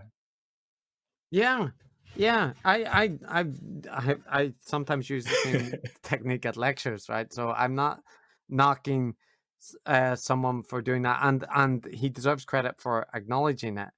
I think it just sits uneasily with the level of certitude that he displays in other segments and in general throughout his material.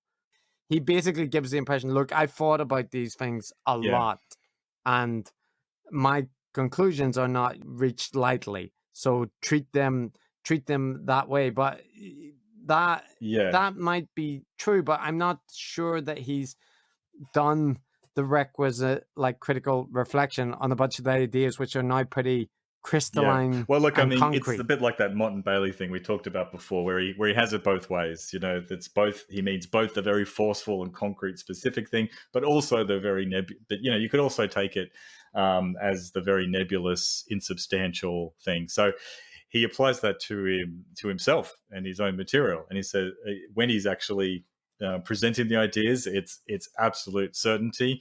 But it's also just speculation at the same time. So you can't really have it both ways, can you? Yeah. It's he has an emotional investment in his audience and expresses it, right? And whenever we're talking about the techniques that people can use, it's not to infer that those techniques are used insincerely, but just that they do have a powerful effect on the audience. I think this is why people in part respond so defensively to him being criticized or whatever, because they feel that his heart is in the right place. Yeah, it could well be. It's hard to know, isn't it? But I agree with you that he is passionate and feels very strongly, and I'm sure that's part of the appeal. Well, he breaks down in tears in multiple times in his audiobook, right? And the thing is, when you're recording an audiobook, presumably it isn't live, right? Yeah. You could go back and edit that out, but he chose to leave in the edits where he's, in tears in multiple times. So I think the emotional displays And I haven't watched like most of the content on his YouTube channel, but I gather that is something which happens. And I like, on the one hand, it's to his credit to show emotional fragility or, like expressiveness publicly, given that he's seen as this quite strident conservative figure. But on the other hand, it does feel a little bit potentially manipulative for parts of the audience. Yeah, there's a charitable interpretation and a slightly less charitable interpretation, isn't there? I think we'll have to remain agnostic on that on that one. Yeah, just a point to note. So okay, let's return to something fun. All right, Matt. And so for something fun, we've kind of already discussed it a bit, but I think looking at the way that some of the material really comes across as almost indistinguishable from New Age kind of crystal fair stuff, it's hard to overstate how much that is the case. So I'm just going to play you a clip that might illustrate that. If you contaminate the structure of your being with false information, with deceptive practices, and you willfully blind yourself, then you're going to be led astray by your sense of meaning. You're going to pathologize it. So part of the issue here is that you don't want to interfere with your ability to see, because you'll wander off the road into a ditch. Okay. Yeah, well, those are some words. Yeah. So how do you interpret that? Yeah, Matt? it's almost like that New Age idea of you need to open your third eye in order to be guided along the correct path. Mm. Yes, it is like that. So funny you should mention. Let's just listen to one more. Because we're evolved for that. We can tell when it's happening, and that's what the sense of meaning is. The sense of meaning is it's our third eye, you could say. Your eyes blind you because they only see what's here right in front of you now. They blind you. And so you have to use modes of perception that transcend mere vision in order to conceptualize being properly. And one of those modes is the sense of meaning and engagement. So the third eye, you do have to open your third eye. You do indeed, I guess. Yeah. So, look, that is very Deepak Chopra-esque. He's definitely got a real interest in I have to call it the ineffable. Like we've talked about this earlier on, but he really has, much like a traditional New Age guru, he's very interested in these deep truths that are so profound that they can't be made explicit. So it's true mysticism or spiritualism, I suppose. Yeah. And okay, so I promise this is the last one I'll play. But speaking to that, I actually have a clip which I call Deepak Peterson, and explicitly discusses mystics. So okay, you can handle one more, right, Matt? Yep, bring it on. We don't understand ourselves. That's obvious. We're more than we can understand. Yes, by a tremendous margin. And we're trying to understand ourselves. And the artists and the mystics are at the vanguard of the development of that understanding. And they come up with ideas that are clearer than mere feelings, but are not yet clear. Clearer than mere feelings, but are not yet clear. Yeah. I mean, that's just one example out of many thousands, I think, during this talk. It's to me, it feels like an over reliance on metaphorical and mystical sounding language to imbue points that you want to make with a profundity, because there's charitable interpretations of what he's saying, which are like the human sense of meaning derives from the evolutionary history, which is deeper than any individual person and goes across generations. So focusing just on, your individual life doesn't tell you about how certain cognitive architecture evolved in humans or so on, right? There's ways that you can interpret this in a meaningful, coherent sense, but that also applies in the case of like a lot of what New Age gurus are saying as well. There are interpretations of them which are less mystical and more metaphorical, and And yeah, and he seems to jump back and forth depending on the argument as to whether he's being like an empirical scientist or whether he's actually talking about an ineffable metaphysical reality. Yeah, that's right. I mean, for instance, he says that it's very difficult for us to understand ourselves, that we don't have the resources to truly understand ourselves. And, that's a aphorism, but it's true, right? It's true on a certain level. It's just that it's true in that kind of new agey superficial way, which is yes, but so what, Yeah. And okay, so switching topics slightly, another example, a kind of clear example, which brings this out, this problem about the tension of metaphorical versus literal interpretations, comes when he gets pushed on the issue of the resurrection of Jesus and whether it is a real event or a metaphorical one. So maybe I'll start us off with a clip of him discussing this. Did his body resurrect? I don't know. The accounts aren't clear, for one thing. What the accounts mean isn't clear. I don't know what happens to a person if they bring themselves completely into alignment. I've had intimations of what that might mean. We don't understand the world very well. We don't understand how the world could be mastered if it was mastered completely. We don't know how an individual might be able to manage that. We don't know what transformations that might make possible. So did he bodily resurrect, Matt? He is saying that we don't know the world like we think we do. And, if you master meaning, what kind of transformations are actually possible? It reminds me of you'd know more about this than me, Chris, but the Buddhist kind of ambiguity about sort of what happens when you truly achieve enlightenment. Like, I think there are some mystical interpretations which say that when a human being accomplishes that, then they kind of have supernatural powers, just like Jordan Peterson is heavily implying about Christ having fully come completely into alignment and mastered meaning, and therefore be able to accomplish things like coming back from the dead. Am I right in thinking that's a bit of a Buddhist thing as well? Yeah, Buddha, like a lot of religious traditions, and Buddhism is no exception, going along the path to enlightenment includes the development of supernatural powers in classical texts.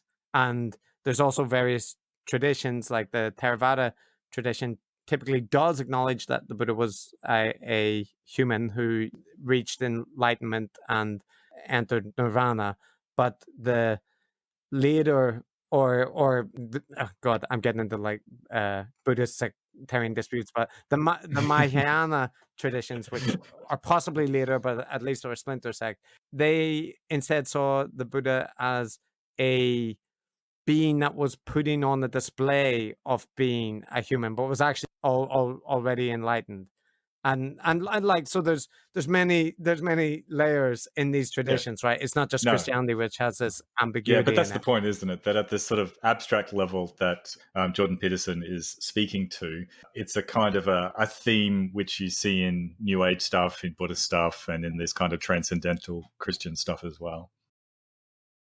Yeah, and in the interview, Jordan Levine pushes him by saying, right, but fundamentalists or Christians want to know, this metaphorical discussion is all well and good, but like, do you literally believe that Christ was reborn and that he rose from the dead? So let's hear him grapple a bit more with that question.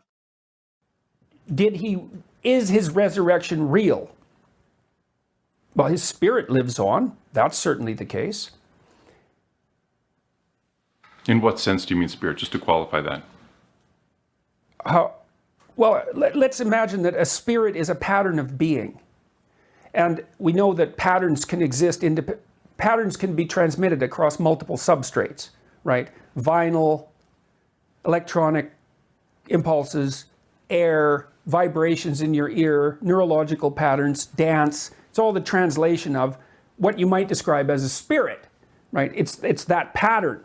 It's independent of its material substrate. Well, Christ's spirit lives on. It's had a massive effect across time. I'll jump in because that's returning to the kind of thing that really annoys me as someone who gets grumpy with poor argumentation, because he's asked specifically about whether Christ literally resurrected, and then he redefines living on in terms of the spirit living on in terms of any kind of transcribed substrates and patterns of writing or dance or whatever, and says that's the spirit, and therefore avoids the direct question and instead redefines the word lives on to be such a broad general thing that the answer is kind of meaningless. So anyway, I'll got that triggered me. Sorry, Chris.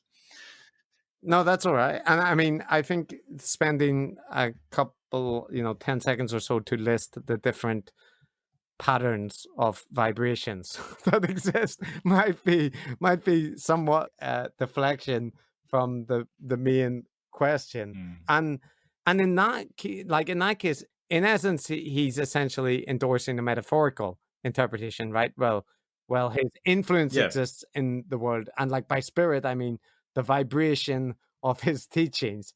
But there's another part. So this section goes on for quite a while, and this is him talking a bit more, I think maybe arguing against that a little bit. So let's see. Is there something more than merely metaphorical about the idea of dying and being reborn? Yes, there is, because those are associated with physiological transformations. What's the ultimate extent of that? That's a good question. The question is, what happens to the world around you as you increasingly embody the Logos? And the answer to that is, we don't know.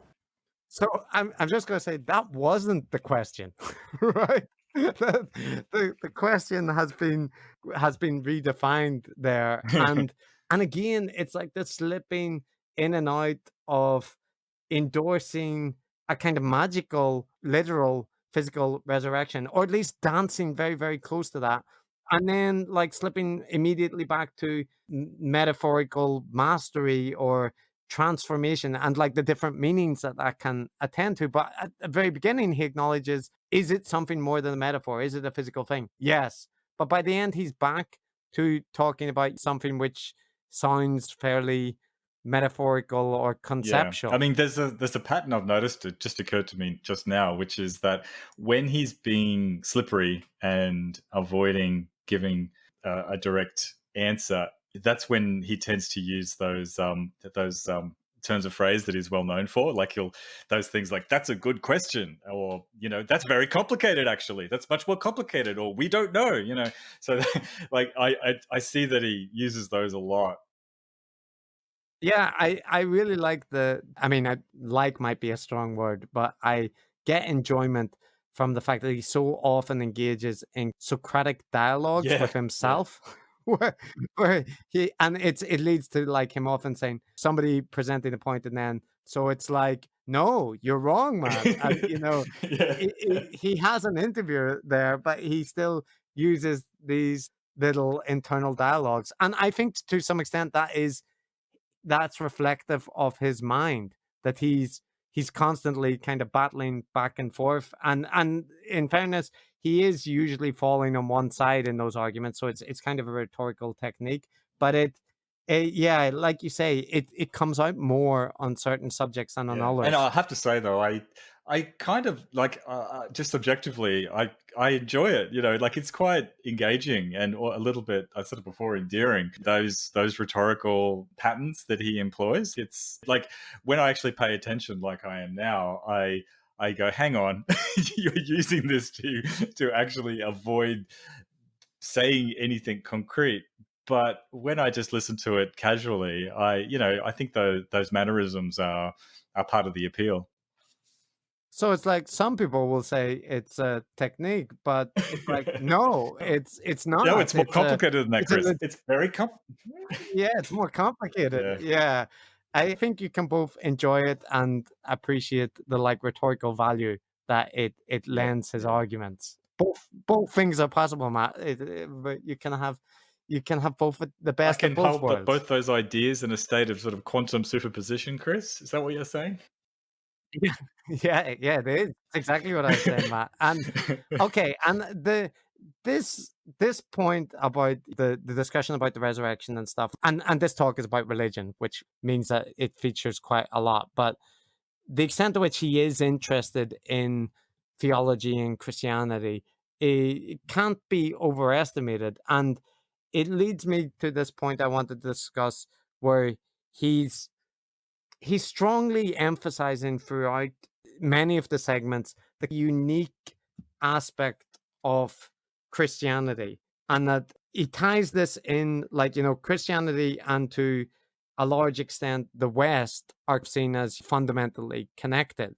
Okay, so let me play a clip that might highlight the kind of thing I'm talking about. The Western imagination has been at work for a very long time, constructing up a meta hero and also his adversary, and clarifying the nature of those. And that has been done in a sufficiently delineated way so that it's produced a major impact on the manner in which our societies are constructed, because the cornerstone of our society is respect for logos, and that's instantiated in the doctrine of respect for free speech. That it's also instantiated in the doctrine that every individual has transcendent value, which I do believe is something that the West has developed to a far greater degree than any other culture that currently exists and probably ever existed. That's a good example of the ability to jump from one topic to the next and connect them all together. He's going from Christ as a meta hero to him being an instantiation of the fundamental force of logos, and that being the basis for free speech, and also connected to the development of human rights, which reached their epitome in Western civilization. And he's good at that, at putting it all together in a narrative. But I think that the degree to which he focuses on the Western and Christian having these exceptional qualities, to me, it's an example of availability heuristic, where he knows these traditions well, and he's able to draw connections and link examples to it. And it isn't like Christianity is not connected to the development of the West, but like we've talked about earlier, the notion that respect for individuals is a feature only, or like epitomized most, in the West. I don't know. Do you find it convincing? Well, yeah, as you said, he links together. He's very good. He links together about 7 different ideas into a narrative, but each one of those connections is debatable. As always, there's a charitable interpretation, which, as you said, obviously Christianity was an important influence in the West. Cultural changes happened post-Christianity as compared to pre-Christianity in the West, although it can be hard to separate it from all kinds of other historical developments that went on, blah, blah, blah. But yeah, as you said, it's partly the availability heuristic. Look, I mean, so putting aside the quality of his argument, which is not great, but it's a very short argument where he's putting together so many things, it could never be that good. I think the interesting thing to note is that he is a Western exceptionalist. He does believe that there's something very special and unique in the West, in capital letters. And he attributes that to Christianity, which I personally don't buy. I think there are things that are distinct, but what about the emphasis on the individual? Because I mean, when he's talking about respect for truth and meta heroes, I can't help but think of there's right speech in the Buddhist tradition, and you can find plenty of exhortations that the individual has to master themselves, or that mastering the passions of the mind and so on. I think that there are concepts in other traditions, if you look, and it doesn't mean that they're all equally distributed, But this notion that it's Christianity that led to the development of individualism in the West, I know that there's mainstream scholars who make this point too, right? Like Joe Henrich is probably the most recent, arguing that the weird psychology, so-called weird psychology that we see in Western societies, which include a focus on individualism, he traces it to the ban of cousin marriages in the Western Catholic Church. And this is a book that's just come out and articles that were published in Nature, which caused some controversy. But I mention that to say that he's not the only one drawing connections, and there are mainstream scholars who argued for these kind of things as well. But I don't know. I'm not expressing it well, but I just find that there's a kind of tautological quality to the arguments, because it's looking at the what happened in history and what came before, and saying, well, that had to cause that and be the basis for that. But the historical dice only gets rolled once. So if it was a Buddhist civilization who had developed gunpowder to a greater extent, it was like Buddhist civilizations that I think discovered it. But if they had dominated for various different reasons, maybe we would have a human rights system that is less about the divinity of individual people and being recreated in Christ's image, and more about like respect for all beings and sentient life. Yeah, of course. And, Buddhism has got that very important tradition of focusing on, internal individual enlightenment rather than, as a thing to strive for, which is, obviously an individual focus. Look, I think what you're saying is obviously true, which is that, in short, I don't know to what degree individualism is a distinctive characteristic of Western culture as compared to other cultures. I know there's a lot of research on individualistic versus collectivist cultures and so on, but there's a real danger to looking at history with the motivation of finding a single dramatic sweep. History is extremely complicated, and isolating the causal factors is hard. So I'm sure there are historians who argue it both ways in terms of the degree to which Christianity inculcated a greater sense of individual rights or individual freedoms or whatever in European countries. So I'm not really sure.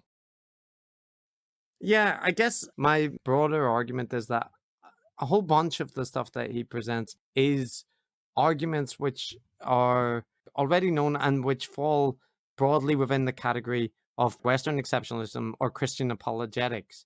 And there's a well-known argument for the division between science and religion called non-overlapping magisteria by Stephen Jay Gould, which argues that science deals with the material and the real world, and religion is more to do with the spiritual realities and metaphors, and doesn't encroach on that.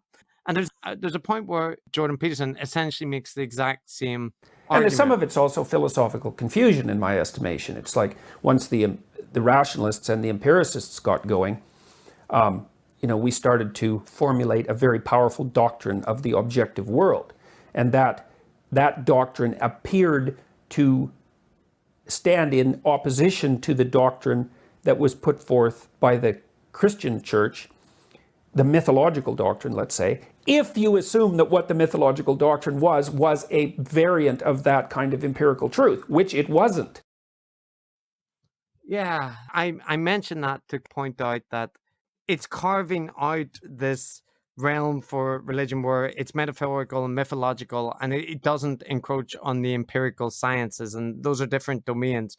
But then, as we see later, as we've seen, with the resurrection discussion, there is empirical claims, and there are encroachments on scientific topics and debates that impact actual, like creationism and intelligent design are the clearest examples, but there's plenty of others, and it simply isn't the case that the majority of the world treat all their religious ideas as metaphorical, mythological beliefs. And look, and furthermore, Jordan Peterson doesn't either, because earlier on he he talked about how that theological level had to be influencing evolution. So we have to take that into account. You can't ignore that. The materialists can't, you can't be a materialist and evolutionary biologist, was his argument.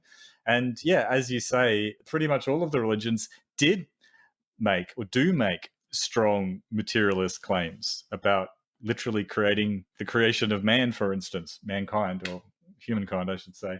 And that's only made kind of abstracted once the evidence against that just mounted up and it became an untenable position for an educated person to have. So JBP seems to be an apologist, as you say, because he's working hard he'll sometimes rely on that non-overlapping magisteria idea to carve out this distinct realm for theology, but he'll sometimes rely on that levels of reality idea where he puts theology down there at the most fundamental level of reality, and the material stuff being kind of ephemera that sits on top of that. Yeah. So I guess we've banged the drum of his contradictions and his Christian-centric obsession. I might put it, or if you want to be nicer, you could say deep fascination. Chris. Yeah, his deep fascination with Christianity. We've banged that drum hard enough.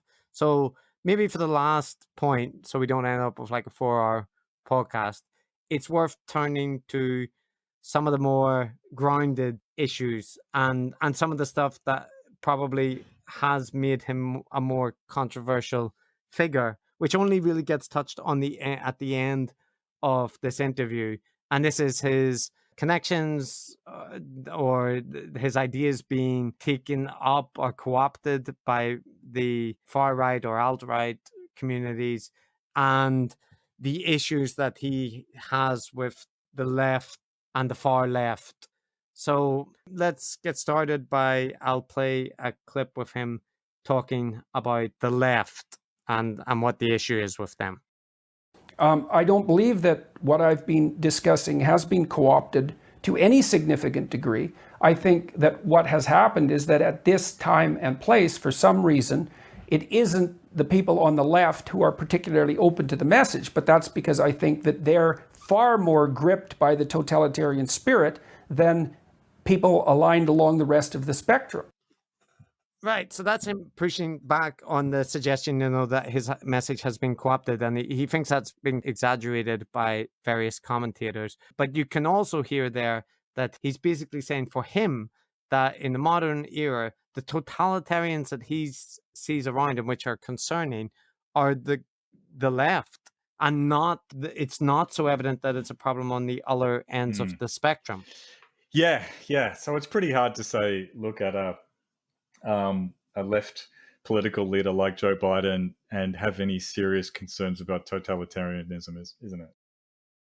Yeah, I think this is a perennial issue, that there's the concern about the far left woke vanguard and their influence, but a lot of it comes down to them being presented as the secret powers behind the moderates, like Clinton or Biden, that they're just the figureheads for the actual powers who are in American politics, at least. In British politics, you had Corbyn, who was, well, at this time probably was the leader of the Labour Party, but he didn't get elected.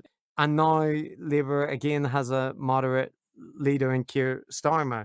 So there's this notion that the totalitarian ideology of the kind of woke left will lead to a new Maoist regime.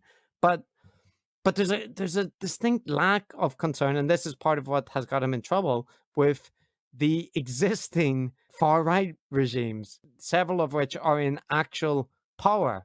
And this is, instantiated in his visit to Orban in Hungary, who is residing over an actual regime which is rolling back freedoms and, curtailing the press, closing down universities.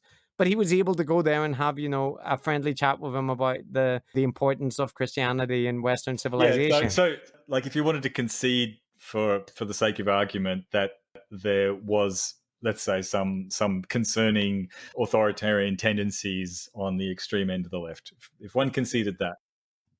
Yeah, I think that's fine to Okay, so concede. I think what you're saying is if one concedes that, sure, but a complete myopic obsession with just that and a complete obliviousness to the very widespread and large scale tendency towards authoritarianism on the right is not a sensible position.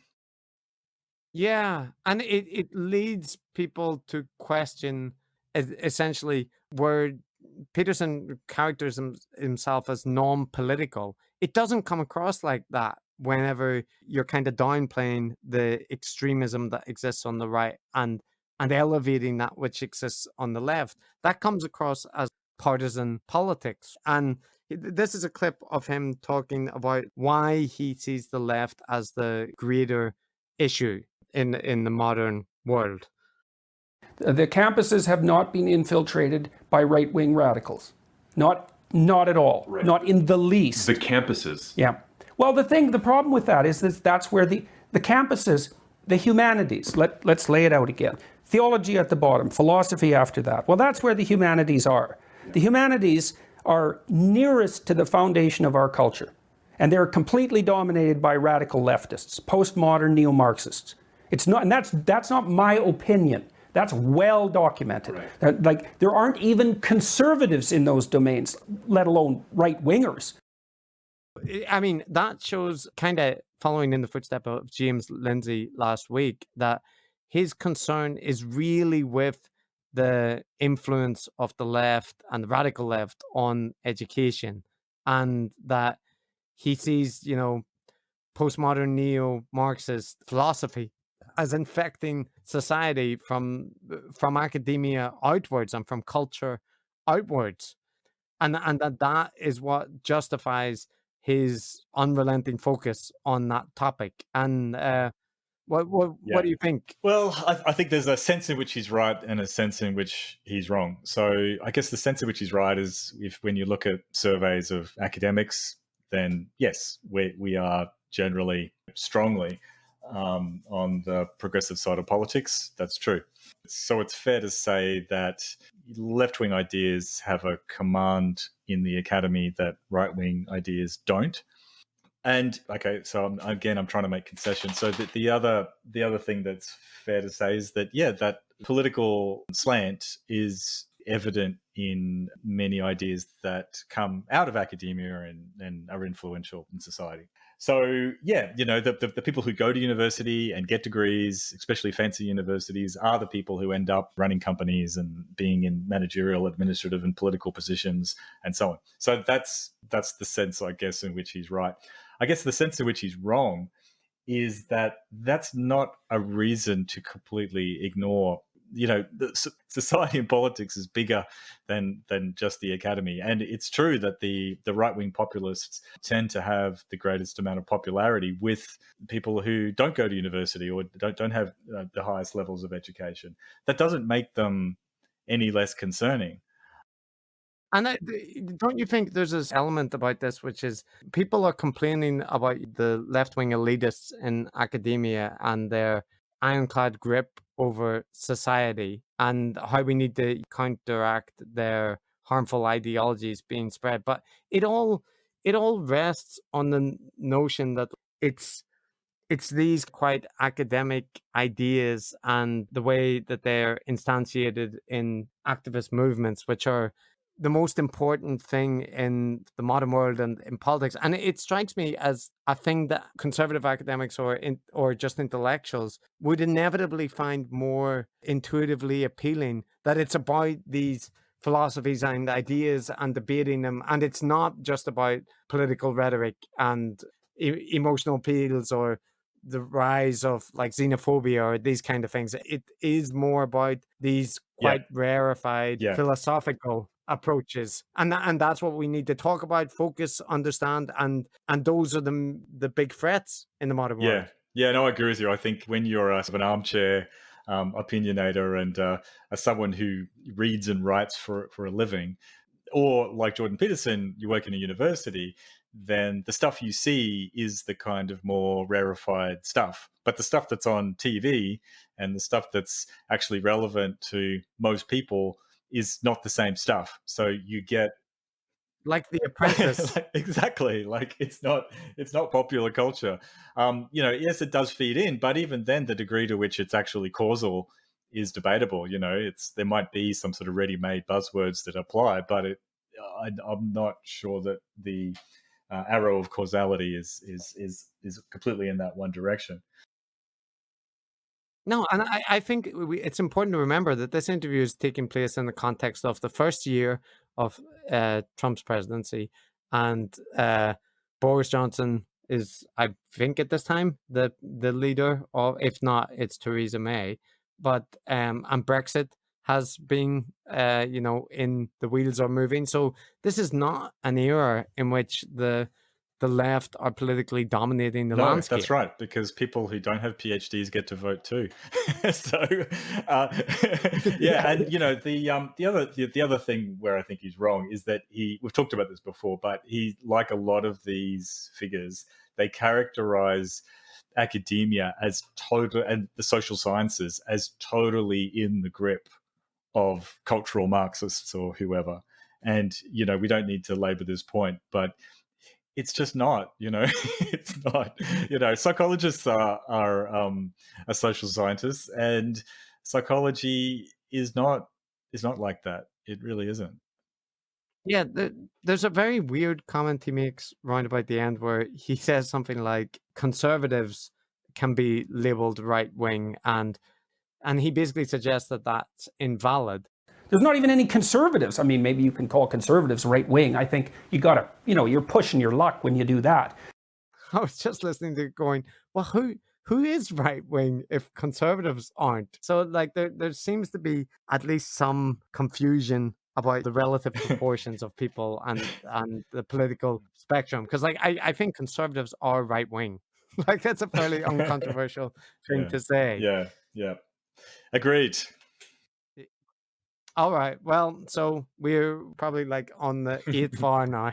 So maybe we should bring it to a close with our concluding thoughts. So since I enjoy putting you on the spot and forcing you to do this first, so Matt, how would you summarize all of this and all of the preceding discussion in a pithy, short I've told you before, sentences? I hate these takeaways. My instinct is to say a lot. Okay.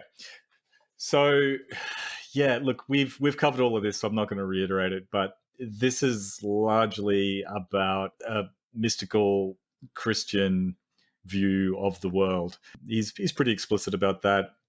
He makes a lot of specific arguments, and as we covered, when you actually look at the argumentation that he provides, it's extremely hand-wavy, and the connections he makes between ideas are very tenuous, which is fine if you're not looking for that kind of argument. But yeah, I think we just need to be aware that he's not actually providing evidence or a logical justification for what he's saying. He's stringing together a series of associations to paint a kind of poem, a narrative of life and the world, which he sees as meaningful. And I think that's a large part of the appeal. I think people seem to feel in deficit of meaning, and they really appreciate the kind of things that JBP offers, which is the same things that religion and New Age gurus offer, which is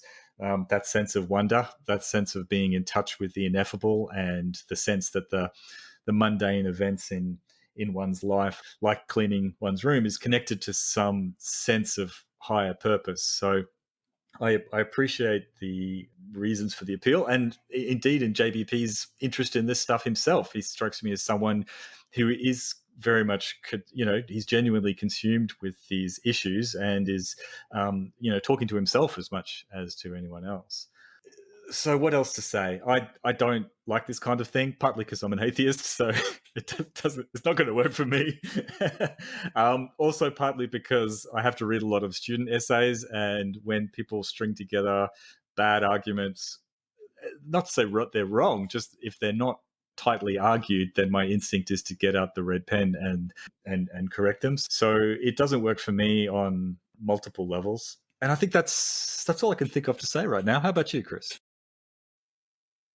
Well, so thinking of Jordan Peterson as a guru, the impression that I get is that a large part of his appeal is the willingness to build these grand narratives that range across different disciplines and reference, classical literature and mythology and biblical stories and a whole bunch of things and pull them together into this narrative. And I think maybe I differ a little bit from you in that I think he does have arguments for the linkages that he's fleshed out in quite a lot of detail in some of his other content and even to some extent here. But I agree with you that a lot of it comes down to hand wavy associations and things that fall apart the more that you dig into them.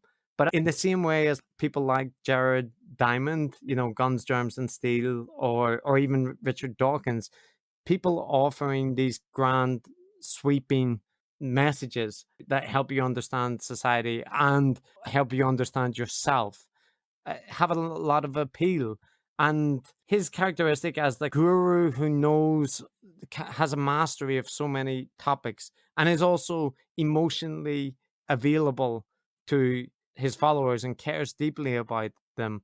It's all classical guru stuff, and the fact that it's tied up with a Christian and psychological bow just leads to it having a intrinsic appeal, which I don't find it that surprising that he was able to become so popular. And listening to his 12 rules for life, if you let it all wash over you and you don't think too hard about it, it's kind of an enjoyable thing. So yeah, I guess my point is just that I see him as an almost prototypical guru and one who fits neatly into this modern age by, providing online lectures, getting involved with culture war commentary on Twitter. And maybe a point to end on is that it looks like his tale will be quite a tragic one because he ended up addicted to painkillers, in part because of the fame and the schedule, seems likely. And then in efforts to get off those, seems to have suffered brain damage as part of an induced coma and may never return to the public stage. So whether you see that as a good or a bad thing depends on your view on the man, but it's certainly the case that there's a tragic arc to his story where there's a meteoric rise, like a controversy fueled period where he's at his peak, and then a dramatic and sudden collapse. So maybe he'll be a figure that people are still talking about in 10 or 20 years, or he'll just be a minor cultural footnote. I can't predict. Yeah, look, I completely agree with you about Jordan Peterson being the prototypical guru that we're interested in. And it's surprising that he's not recognized as a new age meaning giver in the same mold as Deepak Chopra, because it is so similar in terms of the nature of the appeal and the style of presentation. It's interesting that it's simply because he's a Christian as opposed to being into some Eastern religion of some kind. It seems that people don't think that he could possibly be a New Age guru in that case.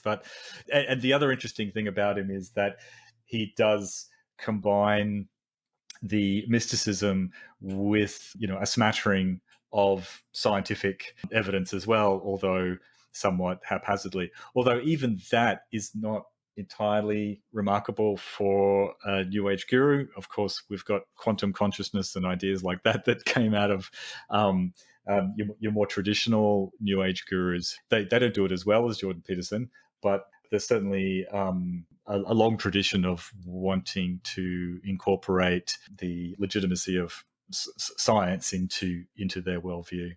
So, as I said at the beginning, he's the big kahuna. He is the man. He is just a wonderful example of what we're interested in. And I feel pretty sanguine, I suppose, about Jordan Peterson. I feel sympathetic because it does look like his arc has ended. I think that the people who, or at least the vast majority of people who get something from Jordan Peterson, I think it's probably almost entirely benign, in that they really are just looking for a bit of help in terms of their lives and are just looking for a bit of meaning. I think they could get that stuff from other sources, or they can get it from JBP.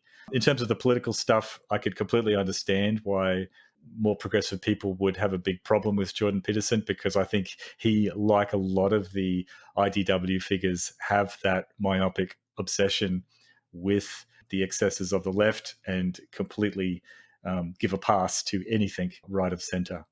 So I think that's pretty much it. All right.